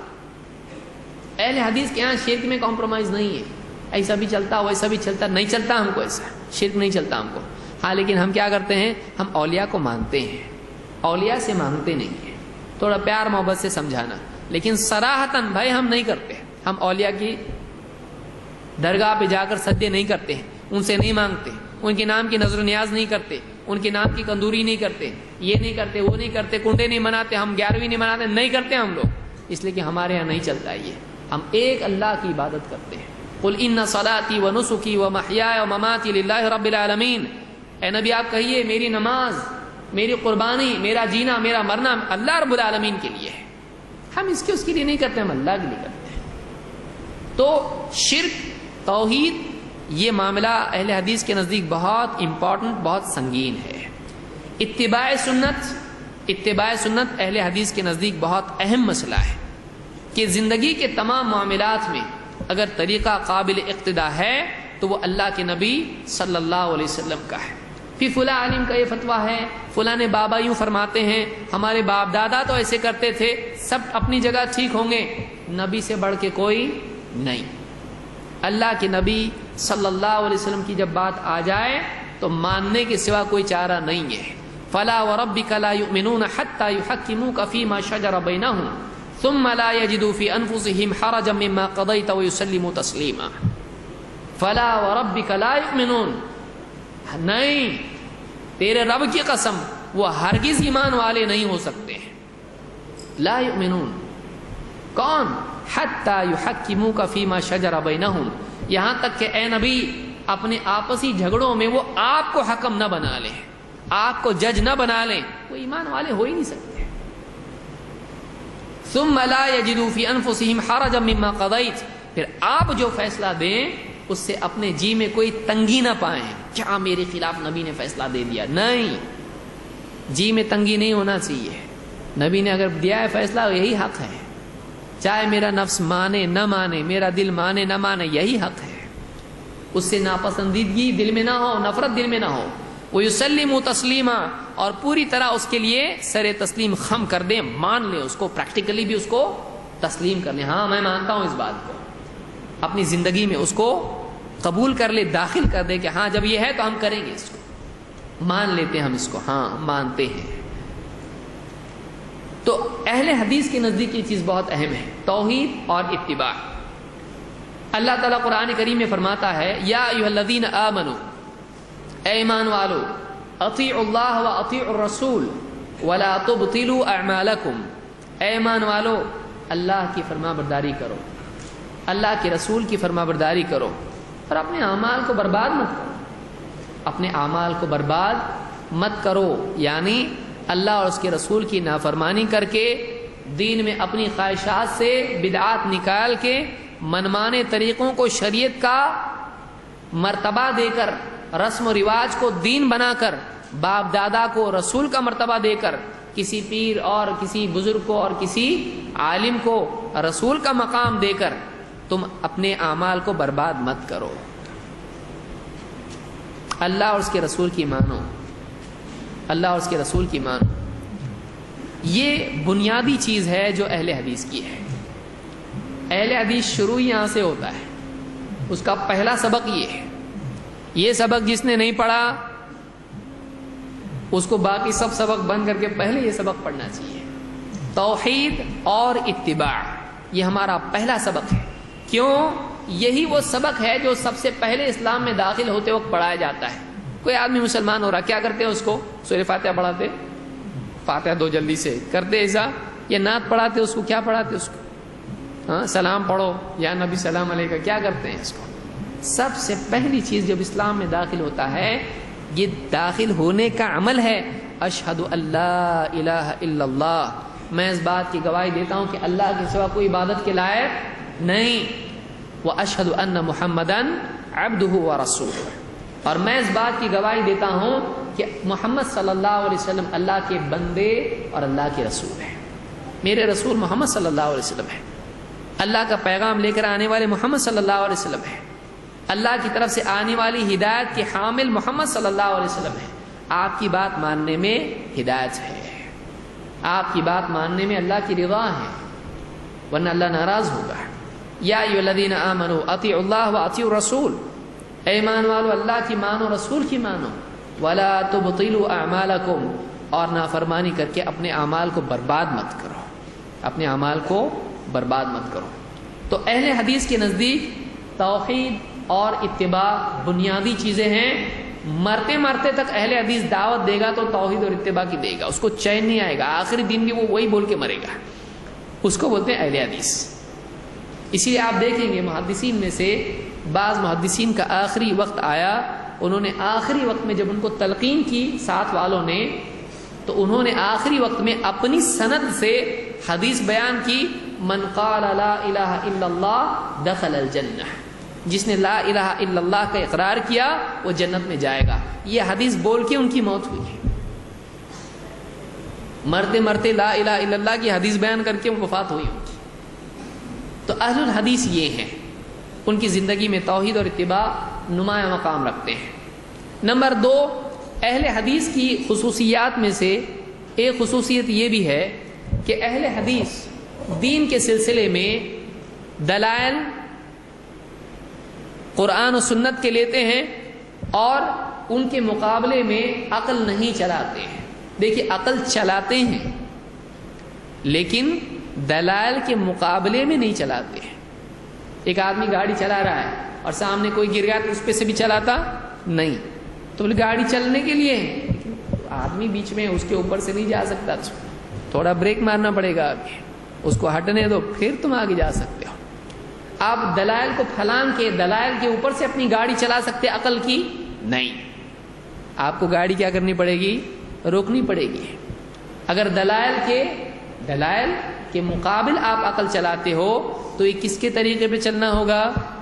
ابلیس کا طریقہ کیا ہے؟ اللہ نے کہا وَإِذْ قُلْنَا لِلْمَلَائِكَةِ اسْجُدُوا لِآدَمَ فَسَجَدُوا إِلَّا إِبْلِيسَ. جب ہم نے فرشتوں سے کہا سجدہ کرو آدم کو تو سب نے سجدہ کیا سوائے ابلیس کے. ابا واستكبر وكان من الكافرين. وہ گھمنڈ میں اس نے انکار کیا اور گھمنڈ میں آ گیا اور کافروں میں سے تھا. ایک جگہ اللہ نے اس کا قول ذکر کیا ہے, اس نے کیا کہا؟ قال انا خیر منہ خلقتنی من نار وخلقتہ من طین. میں اس سے اچھا ہوں, میں اس سے سپیریئر ہوں, میں اس سے اعلیٰ ہوں, تو نے مجھ کو آگ سے پیدا کیا, اس کو مٹی سے پیدا کیا ہے, تو ٹیکنیکلی میں اس سے افضل ہوں. لیکن اس نے یہ نہیں سوچا کہ افضل وہ ہے جس کو اللہ افضل کہے. ان اکرمکم عند اللہ اتقاکم. اللہ کے نزدیک فضیلت تقوی کی بنیاد پر ہوتی ہے, رنگ و نسل کی بنیاد پر نہیں, ڈگری کی بنیاد پر نہیں, مال و دولت کی بنیاد پر نہیں, خوبصورتی کی بنیاد پر نہیں. عقل الگ چیز ہے. کبھی عقل نصوص سے ٹکراتی, دلیلوں سے ٹکراتی ہے, پھر کیا کریں؟ کس کو پھینکیں, کس کو چھوڑیں؟ عقل سے اگر قرآن و سنت کی بات ٹکرا رہی ہے تو عقل میں کمی ہوتی ہے. کبھی آپ کے بیٹے کو بھی آپ کی بات سمجھ میں نہیں آتی تو کس کی عقل خراب ہے؟ آپ کو لگتا ہے میری عقل خراب ہے؟ نہیں. اب بولیے اب یہ بچہ ہے, اس کو کیا سمجھ رہا ہے؟ اس کو نہیں سمجھتا ہے. یہ چاکلیٹ مانگ رہا ہے اور ڈاکٹر نے منع کیا ہے, دانت سڑ رہے ہیں اس کے, کھائے گا نقصان ہوگا, تو کچھ نہیں ہوتا ہے. اس کی عقل بول رہی ہے لیکن صحیح نہیں ہے یہ اس کے لیے. علم بتا رہا ہے کہ اس کے لیے نقصان دہ. شوگر کا پیشنٹ بول رہا ہے 2 مٹھائی میں کھانا چاہتا ہوں, بولے نہیں اس کو مٹھائی دیں گے نقصان ہوگا. ڈاکٹر کی بات مانیں گے, اس کی نہیں مانیں گے. بعض اوقات آدمی کے جذبات, اس کی عقل اس کو نقصان کی طرف لے جاتی ہے. کتنے شراب پینے والے ہیں جو جانتے شراب حرام ہے لیکن پھر بھی پیتے ہیں. کتنے لوگ ہیں جو عقل مند اپنے آپ کو سمجھتے ہیں لیکن خود اپنا نقصان کرتے ہیں, بعد میں پچھتاتے ہیں, کاش کہ میں ایسا نہیں کرتا, کاش کہ میں جوانی میں پڑھتا لکھتا اور کچھ آگے بڑھتا, کاش کہ میں جوانی میں چوراہے میں بیٹھ کے لڑکیوں کو نہیں چھیڑتا, کاش کہ میں کوئی جاب کر لیتا, کاش کہ میں جائیداد جمع کر لیتا, کاش کہ میں کچھ کرتا. تو آج پچھتاتا نہیں. پچھتاتا نا, جوانی میں اپنے آپ کو باپ سے بھی زیادہ عقل مند سمجھتا تھا, ان کو کچھ نہیں سمجھتا ہے. آج اس کو وہ سمجھتا ہے کہ ان کو سب سمجھتا تھا, مجھ کو نہیں سمجھتا تھا. تو آدمی اپنے آپ کو عقل مند سمجھ کے بے وقوفی کرتا ہے. اگر واقعی اپنی عقل کے بارے میں سوالیہ نشان کھڑا کرے تو واقعی میرے سے غلطی تو نہیں ہو رہی, تو وہ آدمی صحیح جائے گا. گاڑی چلا رہا ہے اور میں صحیح جا رہا ہوں, ذرا ٹھہر کے پوچھ تو صحیح یہی راستہ جاتا ہے کہ نہیں, تو جودھ پور جانے کے بجائے جے پور چلا جائے گا آدمی, کیونکہ کسی سے پوچھتا نہیں ہے یہ میں عقل مند ہوں. عقل مند آدمی کا ایسے ہی ہوتا ہے. بہت عقل مند جو اپنے آپ کو سمجھتا ہے اس کا نقصان ہوتا ہے. اس کا کام ہے, رسول نے بتایا یہاں سے جاؤ تو یہیں سے جائے, اپنی عقل نہیں چلائے. ابلیس نے کیا کہا؟ انا خیر منہ, میں اس سے بہتر ہوں, تو نے مجھ کو آگ سے پیدا کیا, اس کو مٹی سے, آگ اوپر جاتی مٹی نیچے جاتی, میں افضل ہوں, میں نیچے کیوں جھکوں اس کے لیے. اپنی عقل چلائی, یہ عقل نہیں چلائی. اللہ نے جب حکم دیا ہے تو عزت سے سجدہ کرو. عقل مندی اسی میں, اللہ کی ماننے میں عقل مندی ہے. اللہ کے حکم کے خلاف زبان درازی کرنے میں عقل مندی ہے نہیں ہے. بادشاہ جب کہہ رہا ہے ایسا کرو تو بادشاہ کی صحیح ہوتی ہے, وہی مان کے چلنا پڑے گا. وہ کائنات کا بادشاہ ہے جو عدل و انصاف کے ساتھ بادشاہی کرتا ہے, جو ساری چیزوں کے بھید جانتا ہے. جب اس نے بتا دیا سجدہ کرو, کرنا پڑے گا. نہیں میں عقل مند ہوں بہت, میں آگ کا بنا ہوں تو آگ میں ہی جا. تو پھر آگ کا بنا ہے, جا آگ میں. اللہ کی نافرمانی کی وجہ سے کہاں چلا گیا؟ وہ ہمیشگی کی جہنم میں چلا گیا. کیوں؟ اس نے اللہ کے حکم کے مقابلے میں اپنی عقل چلائی ہے. اسی لیے ابن کثیر کہتے ہیں قاس قیاسا فاسدا فی مقابلۃ النص. ابلیس نے کیا کیا؟ نص کے مقابلے میں، دلیل کے مقابلے میں، اللہ کی بات کے مقابلے میں فاسد قیاس کیا، غلطی کی. اس نے بہت بڑی غلطی کی، عقل چلائی اللہ کے حکم کے مقابلے میں. اہل حدیث ایسا نہیں کرتے ہیں. اہل حدیث کیا کہتے ہیں؟ عقل میں ایسا آ رہا، عقل میں لگ رہا ہے سود بھی فائدہ ہے، پروفٹ ہے، لیکن اللہ تعالیٰ کیا فرما رہا ہے؟ وَأَحَلَّ اللَّهُ الْبَيْعَ وَحَرَّمَ الرِّبَا. اللہ نے احل اللہ البیع، اللہ نے تجارت کو حلال کیا ہے، لیکن سود کو کیا کر دیا؟ حرام کر دیا. تو عقل کہہ رہی ہے کہ سود اور پروفٹ میں کیا فرق ہے، لیکن اللہ تعالیٰ فرما رہا ہے کہ نہیں، سود حرام ہے اور تجارت کا پروفٹ کیا ہے؟ حلال ہے. تو اب کس کی مانے گا، عقل کی یا اللہ کی؟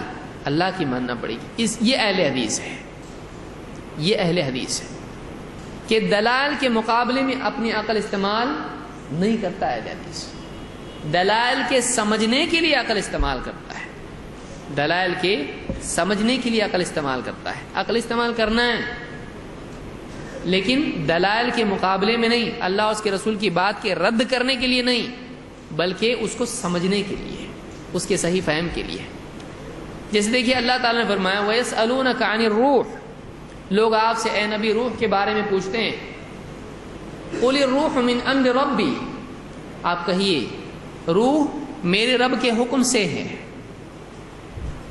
وَمَا أُوتِيتُم مِّنَ الْعِلْمِ إِلَّا قَلِيلًا، اور تمہیں علم بہت تھوڑا دیا گیا ہے، تمہیں علم بہت تھوڑا دیا گیا ہے، یعنی تم کو سارا علم ہے نہیں ہے.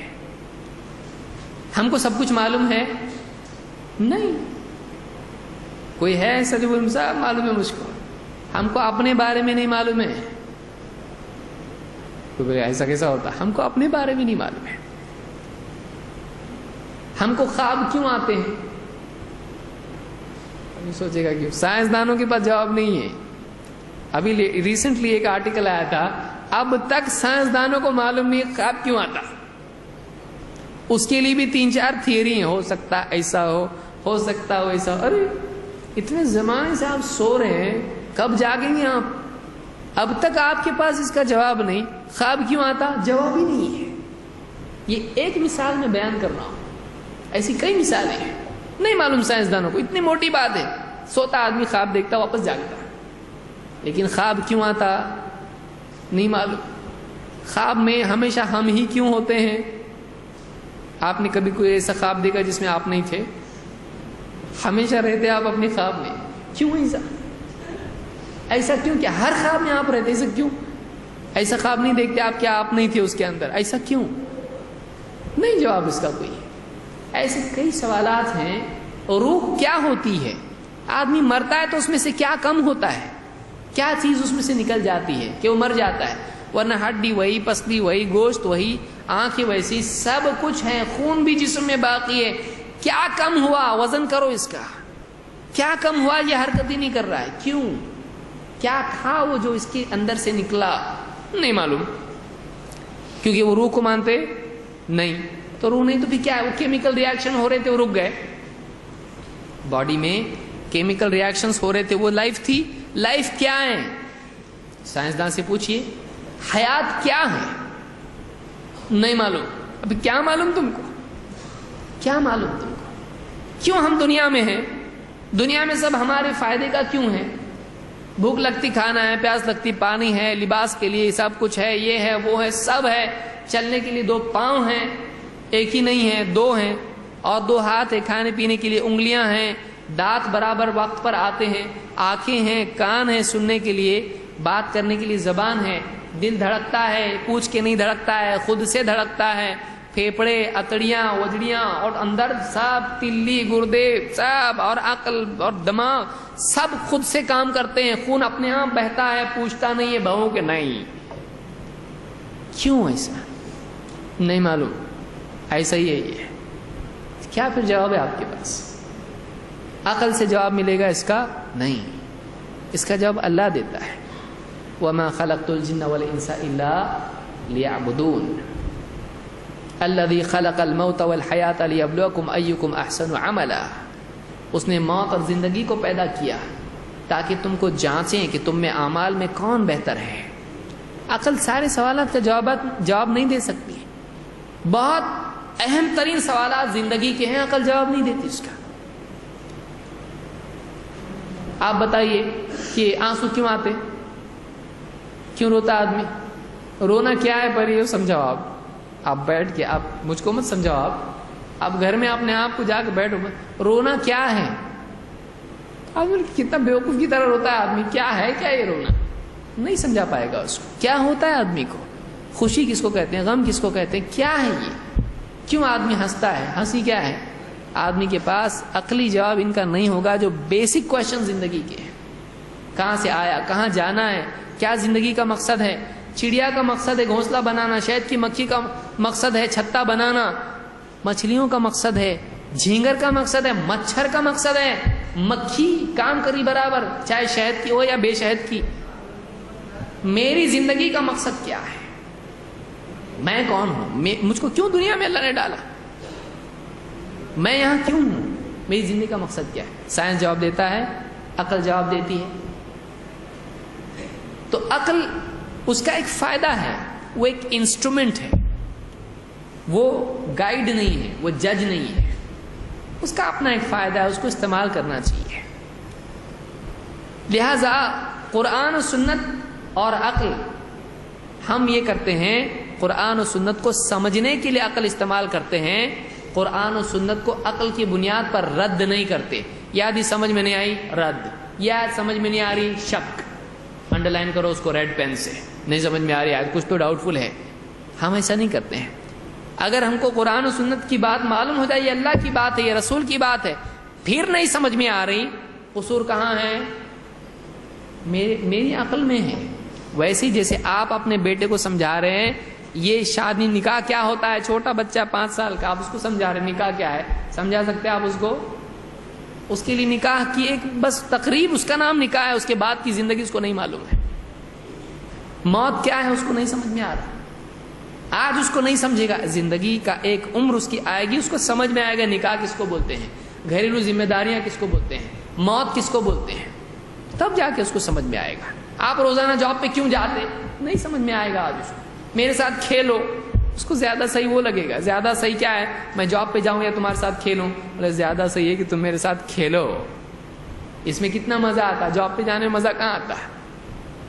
لیکن باپ کو معلوم ہے مزہ اصل اس میں، یہ سارا مزہ کرکرا ہو جائے گا اگر جاب پہ نہیں جائے گا. سب گھر والے مل کے روئیں گے ایک ساتھ ایک آواز میں. اس کو آج نہیں سمجھ رہا ہے، کل سمجھے گا اس کو. تو ویسی بہت ساری چیزیں آج ہم کو نہیں سمجھ رہی قرآن و سنت کی. ہو سکتا ہے یہ ہمارے عقل کی کمزوری کی وجہ سے، لیکن وہ بات حق ہے. ایک کو نہیں سمجھے گی لیکن دوسرے کو سمجھتی ہے. فرب حامل فقہ لیس بفقیہ ورب حامل فقہ الی من هو افقہ منہ. بہت سے حکمت کی بات لے جانے والے فقیہ گہری سمجھ رکھنے والے نہیں ہوتے ہیں، اور بہت سی لوگ بات لے کے جاتے تو ہیں سن کے، لیکن ان سے زیادہ سمجھدار تک وہ بات پہنچاتے. کوئی ایسا ہوتا ہے ان کو سمجھ میں نہیں آتی لیکن اس کی سمجھ میں آ جاتی ہے. لہذا اہل حدیث کا یہ عقیدہ ہے کہ اللہ اور اس کے رسول کی بات ہمیشہ حق ہوتی ہے اگر ثابت ہو تو. یہ بھی نہیں کہ آنکھ بن کر کے سب حدیثیں ماننا شروع کر دیا، کوئی حدیث ضعیف نہیں، سب ضعیف بھی صحیح، صحیح بھی صحیح، سب صحیح نہیں. واقعی رسول کی بات ہے اور پھر عقل میں نہیں آ رہی تو ہم اس کو مانتے ہیں، انتظار کریں گے ہماری عقل کھلنے کا، ہماری عقل کے کھلنے کا، بالغ ہونے کا انتظار کریں گے ہم. جب تک عقل بالغ نہیں ہوتی چپ بیٹھیں گے، جب بالغ ہوگی تو پھر ساری باتیں سمجھ میں آ جائیں گی. ایک انٹلیکچوئل پیوبرٹی بھی ہوتی ہے، ایک عمر کے بعد ہی بہت ساری باتیں سمجھ میں آتی، ورنہ بچہ ہی رہتا ہے آدمی. بہرحال ابن قیم رحمۃ اللہ علیہ فرماتے ہیں، اپنا القصیدہ النونیہ ان کی کتاب ہے جس میں اشعار میں انہوں نے بہت سی حکمت کی باتیں، عقیدے، اصول بیان کیے شعر میں تاکہ یاد کرنا آسان ہو جائے. کہتے ہیں فَإِذَا تَعَارَضَ نَصُّ لَفْظٍ وَارِدٍ وَالْعَقْلُ حَتَّى لَيْسَ يَلْتَقِيَانِ فالعقل اما فاسد ويظنه الرأي صحيحا وهو ذو بطلان. کہتے ہیں کہ جب کوئی دلیل نص جس کے الفاظ وارد ہیں اور عقل ٹکرائے، ان میں ٹکراؤ پیدا ہو، یہاں تک کہ دونوں میں کوئی جوڑ نہ رہے، لا یلتقیان، کہتے ہیں کہ فالعقل اما فاسد، تو یہ بہت ممکن ہے کہ عقل ہی فاسد ہو. تیری سمجھ میں بات نہیں آ رہی ہے، بات صحیح لیکن تیری سمجھ میں نہیں آ رہی ہے. فالعقل اما فاسد ويظنه الرأي صحيحا وهو ذو بطلان، بہت ممکن ہے کہ یہ اس کو صحیح بات سمجھ رہا ہے، اپنی عقل میں آنے والی بات کو یہ صحیح سمجھ رہا ہے لیکن وہ غلط ہو سکتا ہے کہ نہیں ہو سکتا ہے. کتنی باتیں ہوتی ایسی، ایک آدمی سمجھ رہا ہوتا ہے کہ یہ صحیح ہے لیکن دوسرا بتاتا ہے ایسا نہیں ہے، ایسا ہوتا ہے، ایسا گھر نہیں بناتے، ایسا بناتے ہیں، پورا سر پہ گر جائے گی دیوار، ایسا نہیں بناتے ہیں. تو ایک کو صحیح لگتا ہے دوسرے کو غلط. ایسا گاڑی نہیں چلاتے ہیں، یہ بٹن نہیں دباتے ہیں، کمپیوٹر ایسا نہیں چلاتے ہیں، موبائل الٹا پکڑا سیدھا پکڑ، بہت ساری باتیں ہوتی ہیں کہ ایک چیز کو ایک آدمی صحیح سمجھتا ہے، دوسرا بتاتا ایسا نہیں ایسا ہے. تو جب عام آدمیوں میں ایسا ہوتا ہے تو اللہ اور اس کے رسول کی بات میں کیوں نہیں ہوگا کہ ایک آدمی غلطی کو صحیح سمجھے اور صحیح کو غلط سمجھنے لگے. کہتے ہیں او ان ذاک النص لیس بثابت ما قاله المعصوم بالبرہان، کہتے ہیں کہ یہ بھی ممکن ہے کہ وہ جو بات حدیث کے نام پر اس کے سامنے آئی ہے وہ واقعی ثابت شدہ نہ ہو. ایسا بھی ہو سکتا ہے، وہ چیز ہی ایسی ہو، جیسے حدیث ہے کدو کو بغیر ذبح کیے مت کھاؤ. کدو معلوم ہے آپ، کدو کو بغیر ذبح کیے مت کھاؤ. ذبح کیسا کہ بسم اللہ اللہ، تو گردن کہاں ہے اس کی، اور خون کہاں سے بہے گا اس کا، اور اس کا چمڑا کیسے نکالیں گے، کہاں ہے ہڈیاں کہاں ہیں اس کی کدو کی. تو کدو کوئی جاندار ہے لیکن ہے حدیث ایسی.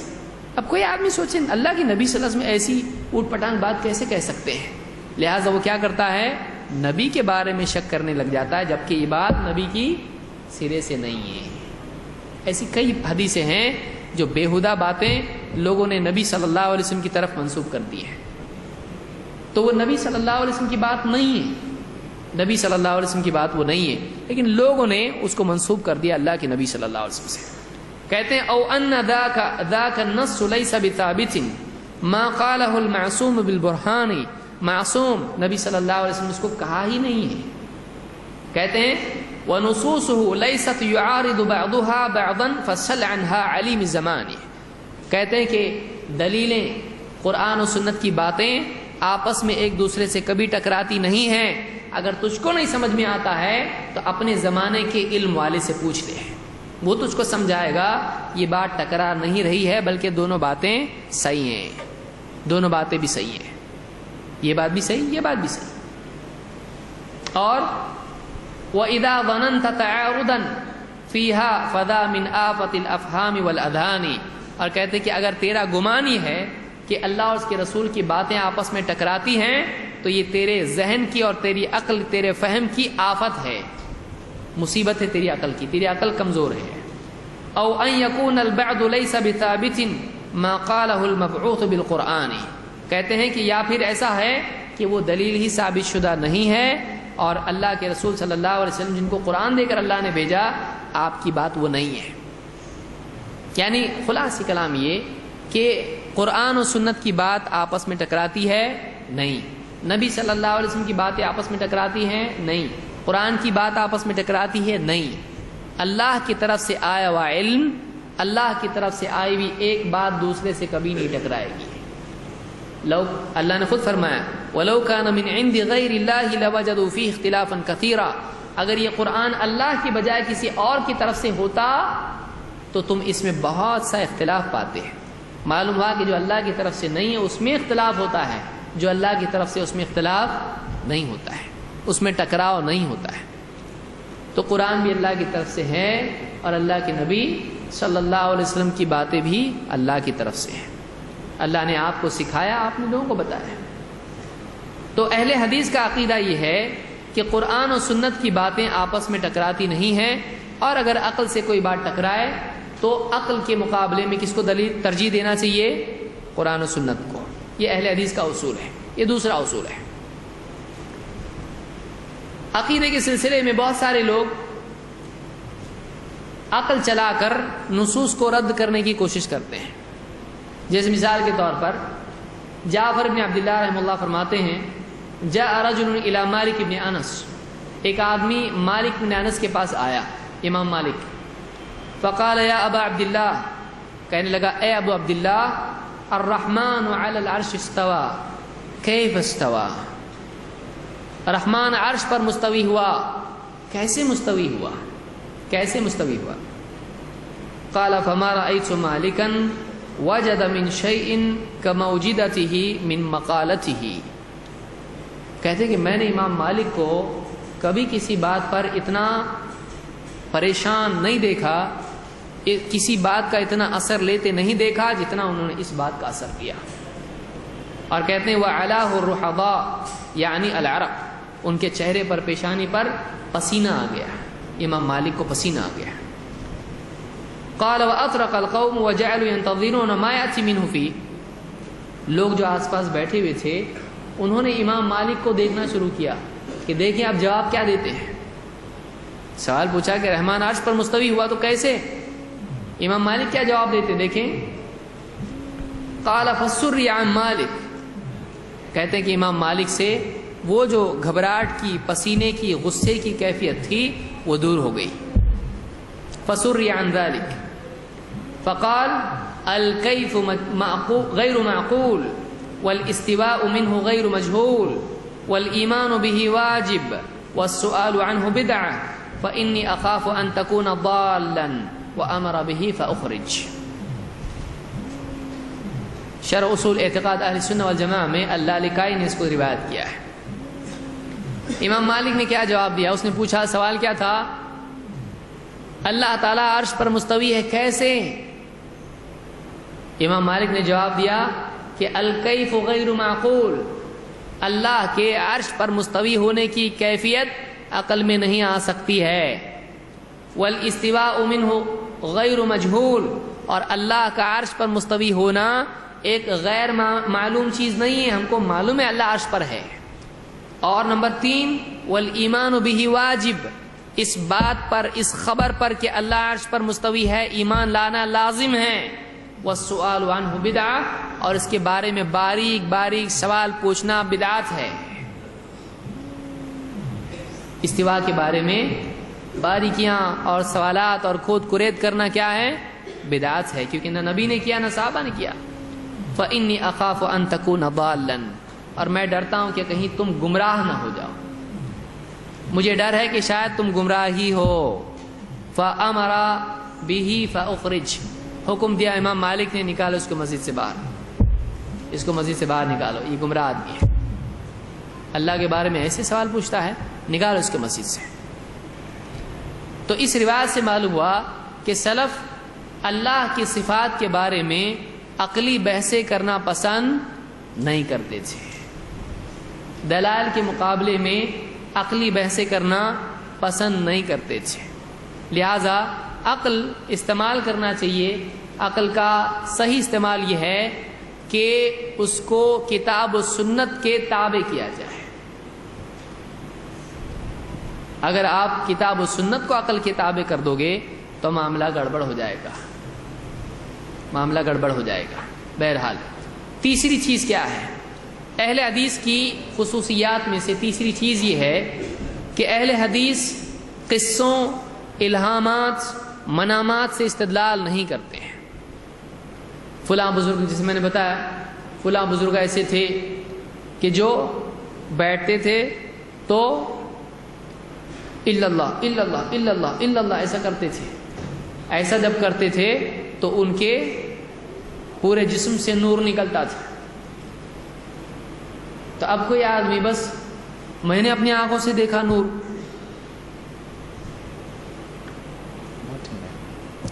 اس میں سے کوئی کہے کہ میں نے اپنی آنکھوں سے دیکھا نور، لہذا یہ ذکر اور یہ ورد کیا ہے، یہ شغل صحیح ہے. بہت سارے لوگ کیا کرتے ہیں، لا الہ الا اللہ اس طرح سے کیل ٹھوکتے ہیں. کہاں پر ایمان کی کیل، سینے میں ہتھوڑے سے، جیسے کوئی لا الہ الا اللہ. تو اس طرح سے سینے میں ایمان کو جمانے کی کوشش کرتے ہیں، اس طرح سے جھٹکوں کے ذریعے سے.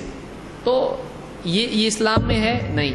فلاں بزرگ ایسا کرتے تھے تو اتنا ان کی عادت ہو گئی کہ جب سو جاتے تھے تو ان کے سینے کو ہم نے کان لگا کے دیکھا تو سینے سے بھی کیا آتا تھا؟ لا الہ الا اللہ. تو بولے دیکھو ایسا کرنے سے کیا ہوتا ہے، سینے میں سویا تو بھی آدمی اس کی دھڑکن بھی کیسی ہو جاتی، کلمے والی دھڑکن. سارے سائنٹسٹ فیل ادھر، لب ڈب گیا، اب یہ لا الہ الا اللہ ہے. اس طرح قصوں سے ثابت کرنا ایک عمل کو. فلانے نے فاتحہ دیے تو اس کے گھر والوں کی سب، بچہ بیمار تھا اچھا ہو گیا، فلانا یہ ہو گیا. قصے کے ذریعے سے ایک غیر شرعی عمل کو شرعی بنا لینا. فلانی درگاہ پہ جا کے وہاں پر انہوں نے کندوری کی تو فلاں بیماری سے ان کو شفا ہو گئی. قصے سے کیا دلیل؟ کندوری کرنا صحیح ہے. فلانے لکڑ ہارے کا قصہ ہے، اس کا ایسا ایسا ہوا، فلانی عورت نے اس کا ایسا کیا، اس کی بیوی نے، سب خوشحال ہو گئے. مدینے کے شیخ امین جو فلانے تھے، انہوں نے جو خواب دیکھا اس کا پرچہ ایک آدمی نے بانٹا، خوب مالدار ہو گیا، اور ایک نے نہیں بانٹا، پھاڑ کے پھینک دیا، اس کی پوری گھر والے مر گئے. چھپتے نا اسے. ہاں، قصوں سے دلیل، اس سے دلیل ہے. قصہ دلیل نہیں ہوتا ہے. ہاں، اللہ کے نبی صحابہ کا قصہ کیا ہے؟ دلیل ہے. لیکن فلانا ابن فلانا، ان کی دلیل ہے، قصے سے دلیل نہیں ہوتی. یا کوئی کہنے لگے کہ میرے دل میں ایک بات آئی اللہ کی طرف سے. میرے دل میں بات کس کی طرف سے آئی ہے؟ اللہ کی طرف سے. کیوں؟ ایڈریس آیا آپ کو، کہاں سے آئی، کیسے معلوم پڑا؟ اللہ کی طرف سے. تو بہت سارے صوفی کیا کہتے ہیں کہ ہمارے دل میں اللہ کی طرف سے بات آتی ہے، یہ بہت نورانی ہے، مجھ کو معلوم پڑتا ہے اللہ کی طرف سے. کیوں؟ اس لیے کہ وہ بات جب آتی ہے تو بالکل نور دکھائی دیتا ہے سب طرف. تو یہ شیطانی نور ہے کہ کوئی آدمی اس طرح سے اپنی طرف سے کچھ بھی اللہ کی طرف نسبت دے کہ مجھ کو الہام ہوا کہ تم کو کیا ہے، فلاں حدیث صحیح ہے. صحیح حدیث کا الہام ہو رہا ہے، ساری سند علماء بتا چکے ہیں ضعیف ہے. کنت کنزا مخفیہ، میں چھپا ہوا خزانہ تھا، میں نے چاہا کہ مجھ کو لوگ تلاش کریں تو میں نے مخلوق کو پیدا کیا. ضعیف حدیث ہے، ایک دم گری پڑی حدیث ہے. لیکن اب صوفیوں کے نزدیک کیا ہے؟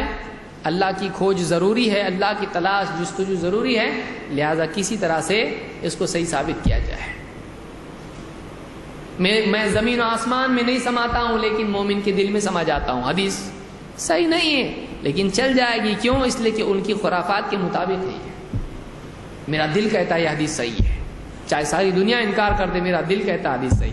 یہ کون سا دل؟ آپ کا دل کیا کعبہ ہے، نبی ہے، قرآن ہے؟ کیا ہے آپ کا دل؟ کہ اللہ کی طرف سے دی ہوئی ترازو ہے زمین پر؟ آپ کا دل کیا ہے؟ آپ کا دل کچھ بھی نہیں ہے. میرے خواب میں ایک بزرگ آئے، انہوں نے بتایا فلانی کتاب پڑھا کر، اور جو اہل حدیث تجھ کو روکتے ہیں اس سے ان کی بات مت مان. اور بزرگ کا جبہ جو تھا ہرا تھا، وہ ہرے جبے میں سے ہرا امامہ باندھا ہوا تھا. ہرا تو اسلام کا کلر ہے نا، تو پھر صحیح ہونا چاہیے.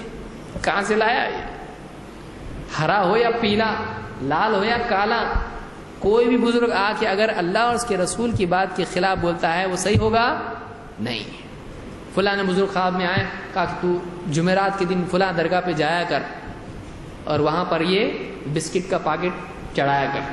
کچھ بھی ماڈرن بابا ہوں گے کوئی، تو کچھ بھی آ کے خواب میں اس طرح سے آئس کریم چڑھا کر وہاں پہ. اب یہ خواب میں آنے کے بعد میں شرعی عمل کی بھی دلیل ہے وہ نہیں. لیکن آپ دیکھیں گے کتنے لوگ ہیں، مستقل ایک جماعت ہے کہ یہ دعوت کا طریقہ خواب میں مجھ پر کھولا گیا، پوری ایک جماعت ہے. صوفیوں کے کتنے اعمال ہیں، خواب میں یہ چیز منکشف ہوئی. تو خواب میں منامات، اسی طرح سے کشف اور الہام، ان کو دلیل بنا کر دین میں عمل کرنا اہل حدیث کے ہاں نہیں ہے. اہل حدیث کے ہاں دلیل کیا ہے؟ قرآن و سنت، اور امت کا اجماع بھی دلیل ہے. بعض لوگ بولتے اجماع نہیں مانتے، اجماع ہم مانتے ہیں، لیکن کون سا اجماع؟ 4 آدمی کونے میں جمع ہو گئے وہ اجماع؟ مقلد جو خود کیوں بھائی تقلید کر رہے ہیں؟ ہم جاہل ہیں تو جاہل اجماع بھی کرتے ہیں، یعنی ہم سب کی رائے یہ ہے، آپ کی رائے کی کوئی حیثیت ہے؟ کیا حیثیت ہے آپ کی رائے؟ آپ کی رائے کی کوئی حیثیت نہیں، آپ اپنی رائے پہ نہیں چل سکتے۔ اب بتاؤ مقلد کیا ہے، اس کی رائے پہ چلتا نہیں، بول میرے دل میں آ رہا لیکن مجھ کو کس کی ماننا ہے؟ امام کی۔ کیوں؟ میں مقلد ہوں، میں جاہل ہوں، تو میں اپنی میرے دل میں جو بات آ رہی اس پہ نہیں چل سکتا۔ پوری دنیا کو چلا رہا، سب جاہل ایسے جتنے مل کے اجماع کر رہے ہیں اس کا کہ ہماری سب کی رائے یہ ہے، تو جس کے نزدیک خود اس کی رائے دلیل نہیں ہے، وہ باقی امت کے لیے کیا دلیل ہو سکتی ہے؟ کوئی ڈاکٹر کہے یہ دوا بہت خراب ہے، میں نہیں کھا سکتا، کھاؤ، کھائیں گے آپ؟ جو خود اس کے لیے صحیح نہیں ہے، اس کی خود اعتبار اس کے لیے نہیں ہے، وہ آپ کو دے رہا ہے، کیسے صحیح ہو سکتا ہے؟ تو ہمارے نزدیک، اہل الحدیث کے نزدیک، قصے، کہانیاں، الہام، کشف و کرامات، فلاں بزرگ کی کرامت بتا کے ساری باتیں منانا ان کی منوا لینا، یہ ہمارے نزدیک صحیح نہیں ہے۔ یہ کڑا وہاں پہ رکھا رات میں، فلاں نے پہنا اگلے دن تو اس کا کینسر غائب ہو گیا، کچھ بھی۔ ہم کیا کسی کا کینسر چلا جانا درگاہ پر کڑا رکھ کر اس کو پہننے کی دلیل بن سکتا ہے؟ نہیں، ہمارے لیے عمل کے لیے دلیل چاہیے، فائدہ نقصان ہمارے لیے دلیل نہیں ہے۔ ایسا کرنے سے فائدہ ہوتا ہے تو بھائی جھوٹ بولنے سے فائدہ ہوتا ہے، چوری کرنے سے فائدہ ہوتا ہے، خیانت کرنے سے فائدہ ہوتا ہے، دادا گیری کر کے لوٹنے سے بھی فائدہ ہوتا ہے کہ نہیں ہوتا ہے؟ دنیا کا فائدہ ہوتا ہے۔ دنیا کا فائدہ اس چیز کو جائز بنانے کی دلیل ہے؟ نہیں۔ کسی چیز میں اگر دنیا کا فائدہ ہوتا ہے وہ چیز حق ثابت نہیں ہوتی ہے۔ لہذا اہل حدیث کے نزدیک کشف و کرامات، الہامات، منامات اور اس طرح کی چیزیں دلیل نہیں ہیں۔ اللہ کے نبی صلی اللہ علیہ وسلم نے فرمایا ان بنی اسرائیل لما ہلکوا قصوا، بنی اسرائیل کی جب ہلاکت کا وقت آ گیا تو وہ قصوں میں پڑ گئے۔ امام الطبرانی نے الکبیر میں اس کو روایت کیا ہے کہ بنی اسرائیل کی جب ہلاکت کا وقت آیا، بربادی میں پڑنے لگے، تو وہ کس چیز میں بزی ہو گئے؟ قصے کہانیوں میں۔ تو اس سے معلوم ہوا کہ امت کی ہلاکت جب آتی ہے تو وہ دلائل چھوڑ کر، نصوص چھوڑ کر قصوں کی طرف، کہانیوں کی طرف لپکنا شروع کرتی ہے۔ آپ کسی کو بتاؤ قرآن کی آیت ہے، اتنا زیادہ اس کے اندر شوق پیدا نہیں ہوگا۔ ایک بزرگ کا قصہ ہے، ذرا سنو بولے تو کان کھڑے ہو جاتے لوگوں کے۔ قصے سننے میں بہت زیادہ شوق پیدا ہوتا ہے، لیکن آپ اس کو قرآن و سنت کی بات کہیں، ہاں قرآن سنت ہے، وہ اپنی سمجھنے کی بھی چیز نہیں ہے، اتنی ڈینجر ہے کہ پڑھتے ہی سنتے ہی گمراہ ہو جائیں گے۔ آپ بتائیے کیا حال ہے امت کا؟ اہل حدیث کے نزدیک یہ چیزیں دلیل نہیں ہیں اور دلیل کے مقابلے میں ٹھہرنے کی حیثیت نہیں رکھتی ہیں۔ ابن مسعود رضی اللہ تعالیٰ کسی مسئلے میں فرماتے ہیں سأقول فیہا بجہد رأیی، میں اس مسئلے میں اپنی رائے سے اجتہاد کہہ کے ایک بات کہتا ہوں، ان کان صوابا فمن اللہ، اگر یہ بات صحیح ہے تو اللہ کی طرف سے ہے، اگر صحیح ہے تو اللہ کی طرف سے ہے، وَإِن كَانَ خَطَأً فَمِنِّي، اور اگر یہ بات غلط ہے تو پھر میری اپنی طرف سے ہے، اس کا ذمہ دار میں ہوں، میں اللہ کی طرف سے نہیں بولتا ہوں اس کو۔ وَاللَّهُ وَرَسُولُهُ مِنْهُ بَرِيءٌ، اللہ اور اس کا رسول اس بات سے بری ہیں، ان کا کوئی ذمہ نہیں ہے، یہ میری غلطی مانی جائے گی اگر یہ غلط ہے تو۔ ہاں اگر یہ صحیح ہے تو اللہ کی توفیق سے کہ اللہ نے رہبری دی، صحیح بات پر چلنے کی توفیق دی۔ ابن حبان وغیرہ نے اس کو روایت کیا۔ اس سے معلوم ہوتا ہے اتنے بڑے صحابی ہیں لیکن وہ بھی کیا کہہ رہے ہیں، یہ صحیح بھی ہو سکتی میری بات، غلط بھی ہو سکتی ہے۔ وہ یہ نہیں کہتے تھے کہ چونکہ میں قوم کا بڑا ہوں اس لیے میری ہر بات صحیح ہوتی ہے۔ لہٰذا بہت سارے لوگ کیا کہتے ہیں کہ پیر کی الٹی بھی سیدھی ہوتی ہے، پیر کی الٹی بھی سیدھی ہوتی ہے۔ اگر وہ شراب بھی پی رہا ہے ہو سکتا ہے وہ زمزم پی رہا ہو، اگر وہ نمازی نہیں بھی ہے ہو سکتا ہے وہ کعبے میں جا کے نماز پڑھ رہا ہو، اگر وہ داڑھی مونڈ بھی رہا ہے ہو سکتا ہے وہ سنت میں اندر سے دل میں عمل کر رہا ہو۔ تو اس طرح کی چیزیں، پیر کی غلط باتوں کو بھی صحیح ماننا، یہ صحابہ میں نہیں تھا، بلکہ صحابہ میں پیر ہی نہیں تھا۔ صحابہ میں پیر تھا نہیں، وہاں پہ علماء تھے اور علماء سے علم لینے والے طلباء تھے، طالب علم تھے، یہ پیری مریدی وہاں پہ نہیں تھا۔ تو انہوں نے کیا کہا، اگر یہ صحیح ہے تو اللہ کی طرف سے، اور اگر خطا ہے تو میری طرف سے ہے، اللہ اس کا رسول اس سے بری ہے۔ صحابہ ایسا کرتے تھے۔ لیکن آج آدمی بہت سارے لوگ کہتے ہیں ہمارے پیچھے چلو، ہم گارنٹی دیتے تم کو، ہم ذمہ لیتے ہیں، اگر گناہ بھی ہے تو ہمارے اوپر تمہارا گناہ۔ بولتے ہیں کہ نہیں بولتے ہیں؟ بولتے ہیں ایسے لوگ، ہم گارنٹی دیتے ہیں صحیح ہے، دلیل نہیں ہے لیکن صحیح ہے۔ کیسے صحیح ہے؟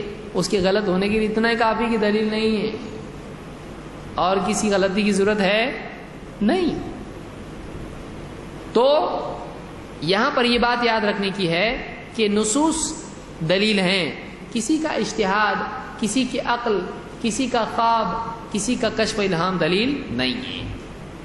امام الذہبی رحمۃ اللہ علیہ فرماتے ہیں وَقَدْ ثَبَتَ أَنَّ النَّبِيَّ صلی اللہ علیہ وسلم قال، یہ بات ثابت ہے کہ اللہ کے نبی صلی اللہ علیہ وسلم نے فرمایا قَدْ كَانَ قَبْلَكُمْ فِي الْأُمَمِ مُحَدَّثُونَ، تم سے پہلے امتوں میں محدث ہوا کرتے تھے۔ فَإِن يَكُنْ فِي أُمَّتِي أَحَدٌ فَعُمَرٌ، تو اگر میری امت میں اگر کوئی ہو تو وہ عمر ہے، اگر میری امت میں کوئی ہوتا تو عمر ہوتے۔ محدث اس کو کہتے ہیں کہ جس کی بات حق نکلتی ہے، وہ بولتا ہے تو فرشتے اس کے مطابق ہی فیصلے لاتے ہیں، یہ کون ہے؟ محدث۔ وما هذا، اس بات کے بعد میں امام الذہبی کیا کہتے ہیں، دیکھیے امام الذہبی بہت بڑے امام ہیں، کہتے ہیں کہ یہ بات اللہ کے نبی صلی اللہ علیہ وسلم سے ثابت ہے کہ میری امت میں اگر کوئی محدث ہوتا تو عمر ہوتے، لیکن پھر بھی وما هذا فلم يكن يجوز لعمر ان يحكم بالالهام، حضرت عمر کے لیے جائز نہیں تھا کہ وہ الہام کی بنیاد پر فیصلہ کریں، حضرت عمر کے لیے جائز نہیں تھا کہ وہ الہام کی بنیاد پر فیصلہ کریں۔ ان يحكم بالالهام ولا يعمل بمجرد ما يلقي في قلبه، اور نہ مجرد ان کے دل میں کوئی بات ڈالی جائے، ان کے دل میں کوئی بات آ جائے تو اس پہ وہ عمل کرنا شروع کر دیں۔ حضرت عمر ایسا نہیں کرتے تھے، ان کے لیے جائز نہیں تھا کہ اپنے دل سے کچھ بھی عمل کرنا شروع کریں۔ حتی یعرض ذلك على الكتاب والسنة فإن وافقه قبله وإن خالفه رده، ان کے لیے جائز نہیں تھا کہ اپنے دل میں آنے والی بات پر عمل کریں۔ کوئی خیال دل میں آ گیا، بابا کے دل میں خیال آیا ایسا کرنا ہے، چلو ایسا کرنا ہے۔ بابا کے دل میں خیال آیا چلو ڈھول بجاؤ، تو سب ڈھول بجانا شروع کر دیا۔ بابا کے دل میں آیا گالی دے دو تو گالی دے دی مرید کو۔ جو بابا کے دل میں آیا سب صحیح، ان کے دل میں جو آتا وہ غلط نہیں آتا، کیونکہ ان کے دل میں کہاں سے آتا؟ اللہ کی طرف سے آتا ہے۔ عمر رضی اللہ عنہ کے بارے میں امام ذہبی کہتے ہیں کہ حضرت عمر کے لیے جائز نہیں تھا کہ اپنے دل میں آنے والے خیالات کے مطابق فیصلہ کریں جب تک کہ اس کو کتاب و سنت پر پیش نہ کرتے ہیں۔ اگر وہ صحیح ہے تو پھر قبول کریں، اگر غلط ہے تو اس کو چھوڑ دیں۔ تو معلوم ہے بڑی سے بڑی شخصیت کے ذاتی خیالات شریعت میں دلیل ہیں نہیں، اہل حدیث کے نزدیک بھی نہیں ہے۔ بہت بڑا عالم ہے، بہت بڑا امام ہے، بہت بڑا اللہ والا ہے، اس کے دل کی بات دلیل نہیں ہے جب تک کہ کتاب و سنت کی دلیل اس کے حق میں نہ ہو۔ خواب، بعض لوگوں کو خواب دکھائی دیتے ہیں اور اس سے وہ دلیل پکڑتے ہیں۔ اللہ کے نبی صلی اللہ علیہ وسلم فرماتے ہیں الرؤیا ثلاثہ، خواب 3 قسم کے ہوتے ہیں۔ وبشرى من اللہ، ایک اللہ کی طرف سے خوشخبری ہوتا ہے۔ 2 وحدیث النفس، دل کی باتیں جو دن بھر آدمی کے دل میں چلتا رہتا ہے، رات میں بھی آتا ہے۔ وتخویف من الشیطان، اور تیسرا شیطان کا ڈراوا، شیطان کسی بندے کو ڈرا دیتا ہے خواب میں۔ تو کبھی اللہ کی طرف سے ہوتا ہے، کبھی شیطان کی طرف سے ہوتا ہے، اور کبھی دل ہی کی باتیں واپس سے آ جاتی ہے۔ پکنک پہ گیا یا کل جانا ہے، خواب میں بھی پکنک ہی آ رہی ہے کہ نہیں؟ ہاں، اگر کل پیسے ملنے والے ہیں، رقم آنے والی ہے، خواب میں نوٹ گن رہا ہے، تھیلا بھر کے، وہ بھی خواب میں وہی آتا ہے۔ تو جو سوچتا ہے بعض اوقات وہی باتیں خواب میں بھی آتی ہیں۔ تو اگر خواب میں کوئی بات آتی ہے، ترمذی ابن ماجہ کی حدیث ہے، اگر خواب میں کوئی بات آتی ہے وہ شیطان کی طرف سے بھی ہو سکتی ہے اور نفس کی طرف سے بھی ہو سکتی ہے، اس کو اللہ ہی کی طرف سے آپ کیسے بول سکتے ہیں؟ کوئی بول سکتا ہے؟ نہیں بول سکتا ہے. کہیں سے بھی ہو سکتا ہے، کسی کا بھی ہو سکتا ہے خیال، شیطان کی طرف سے بھی ہو سکتا ہے، لہذا خواب دلیل نہیں ہے. نمبر 4، اہل حدیث ضعیف احادیث کی بجائے صحیح اور حسن روایات سے استدلال کرتے ہیں. اہل حدیث کے نزدیک ضعیف حدیث دلیل ہوتی ہے؟ نہیں. ضعیف حدیث کس کو کہتے ہیں؟ وہ حدیث جس کی سند میں یا راوی میں یا متن میں کوئی ایسی خرابی ہو جو یہ ثابت کر رہی ہو کہ پکا یہ نبی صلی اللہ علیہ وسلم نے نہیں کہا، گارنٹی نہیں کہ نبی نے بولے نہیں بولے، زیادہ کر کے لگ رہا ہے نہیں بولے ہوں گے. ایسی بات جو یقیناً نبی کی ثابت نہ ہو، نبی سے جوڑ سکتے ہیں. راستے میں آپ کو کوئی بھی چیز مل گئی، کپڑا مل گیا، جوتی مل گئی، کچھ بھی، آپ بول سکتے ہو سکتا ہے یہ نبی کی ہے؟ بول سکتے آپ؟ نہیں بول سکتے آپ. کوئی یہ نہیں بول سکتا ہو بھی سکتا ہے نا، نہیں ہو سکتا ایسا کہاں سے؟ بہت سارے لوگ ایسا کرنا شروع کرتے ہیں، الٹی عزت. منع کدھر ہے؟ فاتحہ کنڈے منع کدھر ہیں؟ جھنڈے منع کدھر ہیں؟ اب اس کو آپ منع کی حدیث کہاں سے لائیں گے؟ تھا ہی نہیں اس زمانے میں تو منع کیوں کریں گے بھائی؟ کوئی چیز ہے تبھی تو منع کریں گے نا. جب وہ چیز ہی نہیں تھی اس زمانے میں، منع کیوں کریں گے اس کو؟ اس کا منع ہی نہیں ہوگا. اب تو بتا کیے کب؟ کرنے کی دلیل دے اب تو، کہ اگر ہوتا تو کرتے صحابہ، اس کو کیا ہوتا تو حدیث میں ہوتا. کہاں ہے حدیث میں؟ ہے نہیں ہے. اس کا مطلب وہ عمل تھا ہی نہیں اس زمانے میں، اور اس کو منع نہیں کیا اس لیے کہ وہ عمل ہی نہیں تھا اس زمانے میں، تو منع کس کو کریں گے؟ تو ممانعت کی حدیث ہی نہیں ہوگی اس کی. تو بہت سارے لوگ ضعیف حدیثوں سے دلیل پکڑتے ہیں. اہل حدیث کے نزدیک ضعیف حدیث دلیل نہیں ہوتی ہے. اللہ کے رسول صلی اللہ علیہ وسلم فرماتے ہیں دع ما یریبک الی ما لا یریبک فإن الصدق طمأنینہ وإن الکذب ریبہ. ایسی چیز کو چھوڑ دے جو شک والی ہے، اور ایسی چیز کو اپنا جو شک والی نہیں ہے. اس لیے کہ سچائی اطمینان والی ہوتی ہے، اور جھوٹ میں کھٹک ہوتی ہے، شک ہوتا ہے.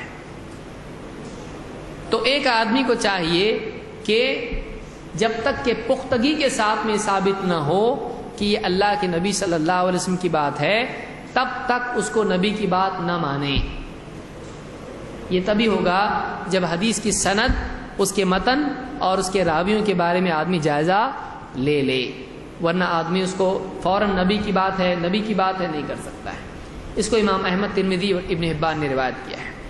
عبداللہ ابن مبارک رحمۃ اللہ علیہ فرماتے ہیں لنا فی صحیح الحدیث شغل عن سقیمہ.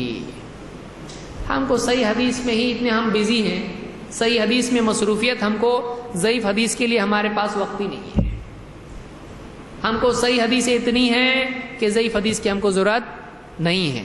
صحیح حدیث میں مشغلہ ہمارا اتنا ہے کہ ضعیف حدیث میں مشغول ہونے کے لیے ہمارے پاس گنجائش نہیں ہے. الجامع اخلاق الراوی و آداب السامع میں خطیب البغدادی نے اس کو روایت کیا ہے. تو اس سے معلوم ہوتا ہے کہ سلف کہتے تھے ہم کو صحیح حدیث کافی ہے، ضعیف کی ضرورت نہیں ہے. یہ بعض لوگ کہتے ہیں بھائی صحیح حدیث ضعیف حدیث بھی تو حدیث ہے، اس کو کیوں چھوڑ رہے آپ؟ کل کو قیامت کے دن نبی نے پکڑ لیا تو کیا جواب دیں گے؟ تو اس کو کہیں گے ٹھیک ہے، صحیح حدیث بھی لو، ضعیف بھی لو، جھوٹی بھی لے لو، جھوٹی حدیث بھی لو. پھر کل کو نبی نے بتا دیا جھوٹی حدیث پہ تم نے کیوں عمل نہیں کیا تو کیا بولیں گے؟ بولے گا جھوٹی حدیث ہے نا، تو پھر یہ نبی کی حدیث ہے کیا؟ پکی معلوم ہوئی ہے نبی کی بات ہے؟ جب پکی نبی کی بات ثابت نہیں ہوئی تو کیوں اس کو نبی کی بات بتا رہا ہے؟ جب تک کہ پختگی کے ساتھ میں نبی صلی اللہ علیہ وسلم کی بات وہ ثابت نہیں ہوتی ہے، نبی سے نسبت اس کی جوڑ سکتے ہیں نہیں. من کذب علی متعمدا فلیتبوأ مقعدہ من النار. جو جانتے بوجھتے مجھ پر جھوٹ گھڑے وہ اپنا ٹھکانہ جہنم میں بنا لے. نبی کی طرف ہم نسبت نہیں کر سکتے ہیں. من تقول علی ما لم اقل فلیتبوأ مقعدہ من النار. جو مجھ پر وہ بات، میری طرف وہ بات منسوب کر دے جو میں نے نہیں کہی، وہ اپنا ٹھکانہ جہنم میں بنا لے.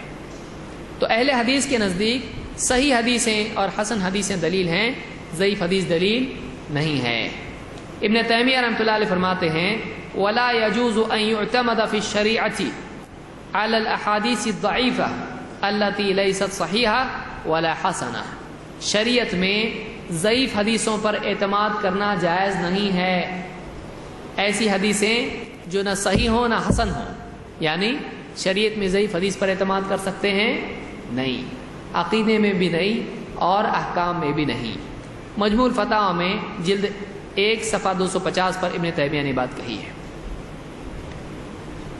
اسی طرح سے ابن الجوزی رحمۃ اللہ علیہ فرماتے ہیں وَكَثِيرًا مِّنَ الْقُصَّاصِ يُرِيدُونَ الْمَوْضُوعَاتِ یا يَرْوُونَ الْمَوْضُوعَاتِ وَخَلْقًا مِّنَ الزُّهَّادِ يَتَعَبَّدُونَ بِهَا. بہت سارے قصہ بیان کرنے والے لوگ ایسے ہیں، قصہ گو حضرات ایسے ہیں کہ جو موضوع حدیثیں بیان کرتے ہیں، جھوٹی حدیثیں بیان کرتے ہیں. اور بہت سے عبادت گزار لوگ وہ ہیں جو انہی جھوٹی حدیثوں پہ عمل کرنا شروع کر دیتے ہیں. وقت ہو گیا ہے، کتنا وقت باقی؟ اذان کتنے بجے ہے؟ 6:46 میں. الموضوعات میں ابن الجوزی نے یہ بات بیان کی ہے. تو اہل حدیث کے نزدیک اور بھی بہت سی باتیں میں اس کو یعنی چھوڑ رہا ہوں. ضعیف احادیث پر عمل نہیں کیا جاتا ہے، صحیح اور حسن حدیثوں پر عمل کیا جاتا ہے. نمبر 5، اہل حدیث علم کے لینے میں اور دینے میں احتیاط کرتے ہیں. علم لینے میں بھی دلیل مانگتے ہیں اور دیتے وقت میں بھی کیا کرتے ہیں؟ دلیل دیتے ہیں. اللہ تعالیٰ قرآن کریم میں فرماتا ہے قُلْ هَاتُوا بُرْهَانَكُمْ إِن كُنتُمْ صَادِقِينَ. جاؤ اپنی دلیل لے آؤ اگر واقعی تم اپنی بات میں سچے ہو. اگر واقعی تم اپنی بات میں سچے ہو، اپنے دعوے میں سچے ہو، اگر تمہارا دعویٰ سچا ہے تو دلیل دو. اگر تم دلیل نہیں دو گے تمہارا دعویٰ سچا ثابت نہیں ہوگا. معلوم ہوا کہ دعوے کے سچا ثابت ہونے کے لیے ضروری ہے کہ دلیل دی جائے. بغیر دلیل کے دعویٰ سچا ثابت نہیں ہوتا ہے. امام شافعی رحمۃ اللہ علیہ فرماتے ہیں لولا المحابر لخطبت الزنادقة على المنابر. اگر حدیث کے لکھنے والے نہیں ہوتے، سندوں کے روایات کے نقل کرنے والے نہیں ہوتے، تو پھر اگر یہ محققین نہیں ہوتے تو لخطبت الزنادقة على المنابر، تو ممبر پر کھڑے ہو کے زندیق اور بے دین قسم کے لوگ حدیثیں بیان کرنا شروع کرتے، نبی کے نام سے کچھ بھی بولنا شروع کرتے. یہ تو محدثین ہیں جنہوں نے سندیں محفوظ کی اور حدیثیں محفوظ کی. تو آج چیک کیا جا سکتا ہے کہ کون سی حدیث صحیح ہے اور کون سی صحیح نہیں ہے. اگر سند کا معاملہ ہی نہیں ہوتا، کل کو کوئی بھی آدمی کھڑا ہو جاتا بولتا اللہ کے نبی صلی اللہ علیہ وسلم نے یوں فرمایا، اس کو غلط ثابت کرنے کے لیے کیا تھا آپ کے پاس؟ وہ بولتا حدیث ہے بس ختم. لیکن سند ہونے کی وجہ سے دلیل مانگنے کی آج گنجائش ہے، بغیر دلیل کے بات نہیں کر سکتے ہیں. عبداللہ بن مبارک رحمۃ اللہ علیہ فرماتے ہیں الاسناد عندی من الدین ولولا الاسناد لقال من شاء ما شاء فاذا قیل له من حدثك بقی. کہتے ہیں اسناد، حدیثوں کی سند بیان کرنا میرے نزدیک دین میں سے ہے. اگر سندیں بیان کرنے کا معمول نہ ہوتا تو جس کے جو جی میں آتا کہنا شروع کر دیتا. ہاں جب کہا جاتا ہے کہ تجھ سے کس نے حدیث بیان کی تو ایسا آدمی جو جھوٹ حدیث بولتا ہے چپ ہو جاتا ہے، کیونکہ اس کو کسی کا نہ کسی کا نام بیان کرنا پڑے گا اور اگر وہ پکڑا جائے گا تو جھوٹا ثابت ہو جائے گا. تو حدیث کی سند کی وجہ سے آدمی بولنے میں احتیاط کرتا ہے کہ جو بھی بولوں گا اس کی دلیل دینی پڑے گی کس سے سنی حدیث. لہذا اہل حدیث کے نزدیک علم لینے میں اور دینے میں احتیاط لازم ہے. نمبر 6، اہل حدیث کے نزدیک یہ نہیں ہے کہ ہم جیسے باغ میں آدمی پھول چنتا ہے نبی صلی اللہ علیہ وسلم کی باتیں چننے والے بنے. مجھ کو یہ پسند، مجھ کو یہ پسند تو ٹھیک ہے، باقی نہیں پسند. اہل حدیث کا معاملہ یہ نہیں ہے. اہل حدیث کا کہنا یہ ہے کہ پسند آئے یا نہ آئے، رغبت ہو یا نفس کے خلاف ہو، اللہ کی طرف سے جو دین ملا ہے پورا کا پورا اس کو قبول کرنا لازم ہے. چاہے جذبات کے خلاف ہو، چاہے خواہشات کے خلاف ہو، چاہے اس میں نقصان دکھائی دیتا ہو، اللہ اور اس کے رسول کی بات کو ماننا لازم ہے اور سب کا سب لینا پڑے گا. یہ لیا، یہ حدیث اپنے مطلب کی نکلی تو لے لی، وہ حدیث اپنے مطلب کے خلاف نکلی تو چھوڑ دی. اہل حدیث کا طریقہ نہیں ہے. اللہ تعالیٰ فرماتا ہے وَمَا آتَاكُمُ الرَّسُولُ فَخُذُوهُ وَمَا نَهَاكُمْ عَنْهُ فَانْتَهُوا. جو کچھ رسول تم کو دیں لے لو، اور جس سے منع کریں اس سے رک جاؤ۔ جو کچھ رسول دیں اسے لے لو، جس سے منع کریں رک جاؤ۔ تو معلوم ہے کہ جو بھی رسول نے دیا ہے سب لینا پڑے گا۔ اپنے دل سے ہم کچھ لے کر کچھ کو انکار نہیں کر سکتے۔ مثال کے طور پر اللہ کے رسول صلی اللہ علیہ وسلم نے فرمایا الوتر حق، وطر حق ہے، مومن کو پڑھنا چاہیے، وطر چھوڑنا نہیں چاہیے۔ فمن شاء اوتر بسبع، تو جو چاہے وہ 7 رکعت وطر پڑھے۔ ومن شاء اوتر بخمس، جو چاہے 5 رکعت وطر پڑھے۔ ومن شاء اوتر بثلاث، جو چاہے 3 رکعت وطر پڑھے۔ ومن شاء اوتر بواحدہ، اور جو چاہے وہ 1 رکعت وطر پڑھے۔ امام ابو داؤد، نسائی، ابن ماجہ، ابن حبان اور حاکم نے اس کو روایت کیا ہے۔ جو چاہے 7 پڑھے، جو چاہے 5 پڑھے، جو چاہے 3 پڑھے، جو چاہے 1 پڑھے۔ اب بعض لوگ کہتے ہیں نہیں، 3 کی حدیثیں زیادہ ہیں، 3 ہی پڑھنا چاہیے، 1 پڑھنا نہیں چاہیے، 5 نہیں پڑھنا چاہیے، 7 نہیں پڑھنا چاہیے۔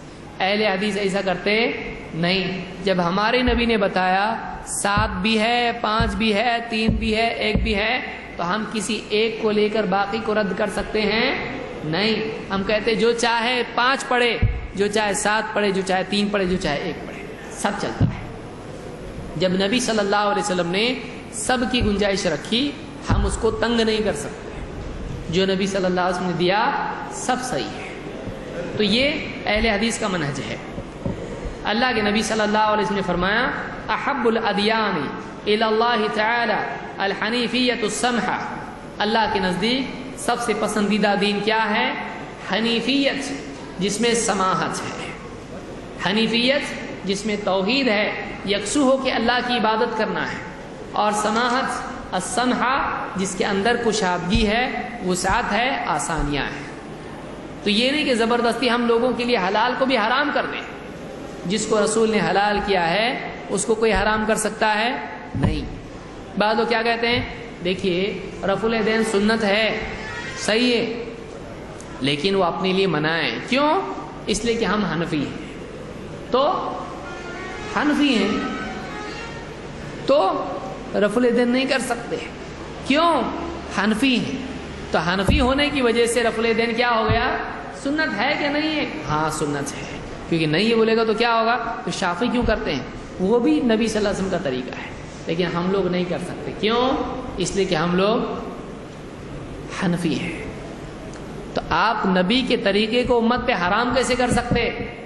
جبکہ آپ خود مان رہے ہو کہ یہ نبی کا طریقہ ہے، تو آپ اس کو حرام کیسے کر سکتے ہیں؟ تو اہل حدیث کے نزدیک یہ جائز نہیں ہے۔ جو نبی نے جائز رکھا وہ جائز ہے، جو نبی نے حرام کیا وہ حرام ہے۔ جو دیا وہ لینا پڑے گا، جو دیا وہ لینا پڑے گا۔ تو اسلام میں جو وسعت ہے اس کو تنگ کرنا جائز نہیں ہے۔ اسی طرح سے 7ویں چیز یہ ہے کہ فہم نصوص کے سلسلے میں اہل حدیث نصوص کے دلائل کے سمجھنے کے لیے سلف کی طرف رجوع کرتی۔ بہت اہم ہے، اس کو سمجھ لیجیے اچھی طرح سے۔ اپنی عقل سے کچھ بھی نہیں سمجھتے ہیں، میری عقل میں یہ آ رہا ہے، میں نے بہت رات بھر سوچا تو مجھ کو یہ حدیث ایسی سمجھ میں آئی کہ کسی نے بھی اب تک کی یہ بات نقطہ نہیں نکالا اس میں سے۔ تو ایسا نقطہ بڑا خطرناک ہوتا ہے۔ قرآن و سنت سے وہ سمجھنا جو سلف سمجھے، سلف صحابہ۔ مثال کے طور پر آپ دیکھیے ابن عباس رضی اللہ تعالیٰ عنہ جب خوارج کو سمجھانے گئے، خوارج خارجی پہلا فرقہ ہے جو اسلام کی تاریخ میں نکلا، جو حضرت علی کے خلاف لوگ تھے، جنہوں نے جنگ کی ان سے، حضرت علی کو کافر کہتے تھے، نعوذ باللہ۔ ابن عباس کو سمجھانے کے لیے بھیجا، حضرت علی نے ابن عباس کو بھیجا، جاؤ ان کو سمجھاؤ، خوارج کو سمجھاؤ۔ یہ گئے ان کے پاس، فقالوا ما جاء بک، انہوں نے پوچھا کیوں آئے؟ پہلا سوال کیا ہے؟ کیوں آئے؟ یہاں آئے کیوں؟ ما جاء بک قلت جئتكم من عند اصحاب رسول الله صلی اللہ علیہ وسلم وليس فيكم منهم احد ومن عند ابن عم رسول اللہ صلی اللہ علیہ وسلم۔ ابن عباس نے کہا میں اپنے طور پر نہیں آیا، میں اللہ کے نبی صلی اللہ علیہ وسلم کے صحابہ کا نمائندہ بن کر وہاں سے تمہارے پاس آیا ہوں، اور تم میں ان میں سے کوئی بھی نہیں ہے۔ تمہارے پاس صحابہ میں سے کوئی ہے کیا؟ تمہارے پاس صحابہ میں سے کوئی بھی نہیں ہے، میں صحابہ کا نمائندہ بن کے آیا ہوں۔ وَمِنْ عِنْدِي ابن عم رسول اللہ صلی اللہ علیہ وسلم، اور میں اللہ کے رسول صلی اللہ علیہ وسلم کے چچا زاد بھائی کا نمائندہ بن کے تمہارے پاس آیا ہوں۔ وَعَلَيْهِمْ نَزَلَ الْقُرْآنِ، صحابہ کون؟ صحابہ کون ہیں؟ صحابہ وہ لوگ ہیں جن پر قرآن نازل ہوا، جن پر قرآن نازل ہوا، یعنی جن کے سلسلے میں قرآن کی آیتیں آیا کرتی تھی۔ وَعَلَيْهِمْ نَزَلَ الْقُرْآنِ وَهُمْ أَعْلَمُ بِتَأْوِيلِهِ، اور وہ قرآن کی تفسیر سب سے زیادہ جانتے ہیں۔ کون؟ صحابہ۔ قرآن کی آیات کے معنی صحابہ سب سے زیادہ جانتے ہیں۔ وَهُمْ أَعْلَمُ بِتَأْوِيلِهِ جِئْتُ لِأُبَلِّغَكُمْ عَنْهُمْ وَأُبَلِّغَهُمْ عَنْكُمْ، میں اس لیے آیا ہوں کہ ان کی بات تم تک پہنچا دوں اور تمہارا جواب بھی ان تک پہنچا دوں، اس لیے آیا میں۔ فَقَالَ بَعْضُهُمْ لَا تُخَاصِمُوا قُرَيْشًا، بعضوں نے کیا کہنا شروع کیا؟ یہ قریشی ہے، اس سے بحث مت کرو۔ یہ کیا ہے؟ ابن عباس قریشی ہے، اس سے بحث مت کرو۔ فَإِنَّ اللَّهَ تَعَالَى يَقُولُ بَلْ هُمْ قَوْمٌ خَصِمُونَ، خود اللہ نے قریشیوں کے بارے میں، مکہ کے مشرکین کے بارے میں کیا کہا؟ بل ہم قوم خصیمون، یہ بڑے جھگڑالو لوگ ہیں، یہ حجت باز لوگ ہیں۔ تو خوارج نے کیا کہا؟ ابن عباس کون ہے؟ حجت کرتے ہیں۔ تو جب آدمی جواب نہیں دے پاتا ہے کسی کا تو کیا کرتا؟ یہ بہت بحث مباحثہ کرتے، بھائی یہ بہت سر دکھاتے ہیں ہمارا۔ تو پہلے خود ہی پوچھتا اس کی دلیل ہے کہ پہلے بتاؤ۔ جب یہ 4 دلیلیں دیتا اور اس کی بھی دلیل غلط ثابت کرتا ہے، بولا بھائی بحث مباحثہ نہیں کرتے، ہم تو جاہل ہیں۔ تو پہلے بٹن کیوں دبایا اللہ کے بندے؟ پہلے شروع کیوں کیا؟ بیچ میں جا کے احساس تجھ کو علم ہوا اپنی جہالت کا؟ یعنی بعض اوقات آدمی کو اپنی جہالت کا علم شروع میں نہیں ہوتا ہے، جہالت کا بھی علم ہوتا ہے، بعد میں جا کے معلوم پڑتا ہے، اس بات کا علم اس کو ہوتا ہے کہ وہ جاہل ہے۔ جب دیکھتا ہے کہ اب معاملہ حل ہونے والا نہیں ہے، یہ مجھ پر غالب آ رہا ہے، بھائی ہم جاہل، جاؤ علماء سے بات کرو۔ پہلے چھیڑا کون تھا؟ یہ خود چھیڑا تھا۔ تو انہوں نے کیا کہا؟ قریشی سے بحث مت کرو۔ کیوں؟ اس لیے کہ اللہ نے قرآن میں کیا فرمایا؟ قریشی بڑے حجت باز ہوتے ہیں۔ جامع بیان العلم میں ابن عبد البر نے اس کو روایت کیا ہے۔ تو یہ کچھ باتیں تھیں، میں سمجھتا ہوں وقت کافی ہو گیا ہے، جو اس سلسلے میں تھی۔ آخری ایک دلیل ذکر کر کے میں بات کو ختم کرتا ہوں۔ ابراہیم التیمی رحمۃ اللہ علیہ فرماتے ہیں، خلا عمر ابن الخطاب ذات یوم، عمر ابن خطاب رضی اللہ تعالیٰ ایک دن اکیلے میں تھے، فجعل يحدث نفسه، وہ اپنے آپ سے کچھ بات کرنے لگے۔ فارسل الى ابن عباس فقال كيف تختلف هذه الامه، انہوں نے ابن عباس کے پاس آدمی بھیجا ان سے پوچھنے کے لیے اس امت میں آخر اختلاف کیسے ہوگا، اس امت میں اختلاف کیسے ہوگا۔ كيف تختلف هذه الامه وكتابها واحد ونبيها واحد وقبلتها واحده، اس کی کتاب ایک، اس کا نبی ایک، اس کا قبلہ ایک، تو اس امت میں اختلاف کیسے ہوگا۔ قال ابن عباس، ابن عباس نے دیکھیے کیا جواب دیا۔ قال ابن عباس یا امیر المؤمنین انما انزل علینا القرآن، اے امیر المؤمنین قرآن ہم پر نازل ہوا، صحابہ پر، فقرأناہ وعلمنا فیما نزل، اور ہم نے اس کو پڑھا تو ہم نے جانا کہ قرآن کس سلسلے میں نازل ہوا ہے، کس بارے میں نازل ہوا ہے۔ وَإِنَّهُ يَكُونُ بَعْدَنَا أَقْوَامٌ يَقْرَؤُونَ الْقُرْآنَ، ہمارے بعد ایسے لوگ آئیں گے جو قرآن پڑھیں گے، وَلَا يَعْرِفُونَ فِي مَا نَزَلَ، لیکن انہیں معلوم نہیں ہوگا کہ قرآن کس سلسلے میں نازل ہوا ہے۔ وَلَا يَعْرِفُونَ فِي مَا نَزَلَ لِكُلِّ قَوْمٍ فِيهِ رَأْيٌ، اور ہر قوم اپنی رائے پر اڑ جائے گی۔ فَإِذَا كَانَ لِقَوْمٍ فِيهِ رَأْيٌ اختلفوا، جب ہر آدمی اپنی رائے پر ڈٹ جائے گا تو ان میں آپس میں اختلاف ہوگا۔ فَإِذَا اخْتَلَفُوا اقْتَتَلُوا، اور جب آپس میں اختلاف کریں گے تو آپس میں ایک دوسرے سے قتل و غارت گری بھی کرنے لگ جائیں گے۔ امام البیہقی نے شعب الایمان نے اس کو ذکر کیا ہے، یعنی قرآن ہم پر نازل ہوا، ہم جانتے اس کے معنی کیا ہیں، بعد میں ایسے لوگ آئیں گے جو منمانے معنی اس سے اخذ کریں گے اور آپس میں لڑیں گے اور آپس میں قتل و غارت گری تک نوبت آ جائے گی۔ تو معلوم ہوا کہ صحابہ کے فہم کے مطابق قرآن کو سنت کو سمجھنا یہ حفاظت ہے، امت میں جنگ و جدل سے بچنے کے لیے لازم ہے، ورنہ امت کے ٹکڑے ٹکڑے ہو جائیں گے جب اپنی اپنی عقل سے لوگ قرآن و سنت کو سمجھنے کی کوشش کریں گے۔ لہٰذا ہمارے لیے ضروری ہے کہ ہم سلف کے منہج کے مطابق قرآن و سنت کو سمجھنے کی کوشش کریں۔ اللہ تعالی ہم کو دین کی سمجھ عطا فرمائیں، قرآن و سنت کا علم حاصل کرنے اور اس کے اوپر عمل کرنے کی توفیق عطا فرمائیں۔ اقول قولی ھذا واستغفر اللہ لی ولکم۔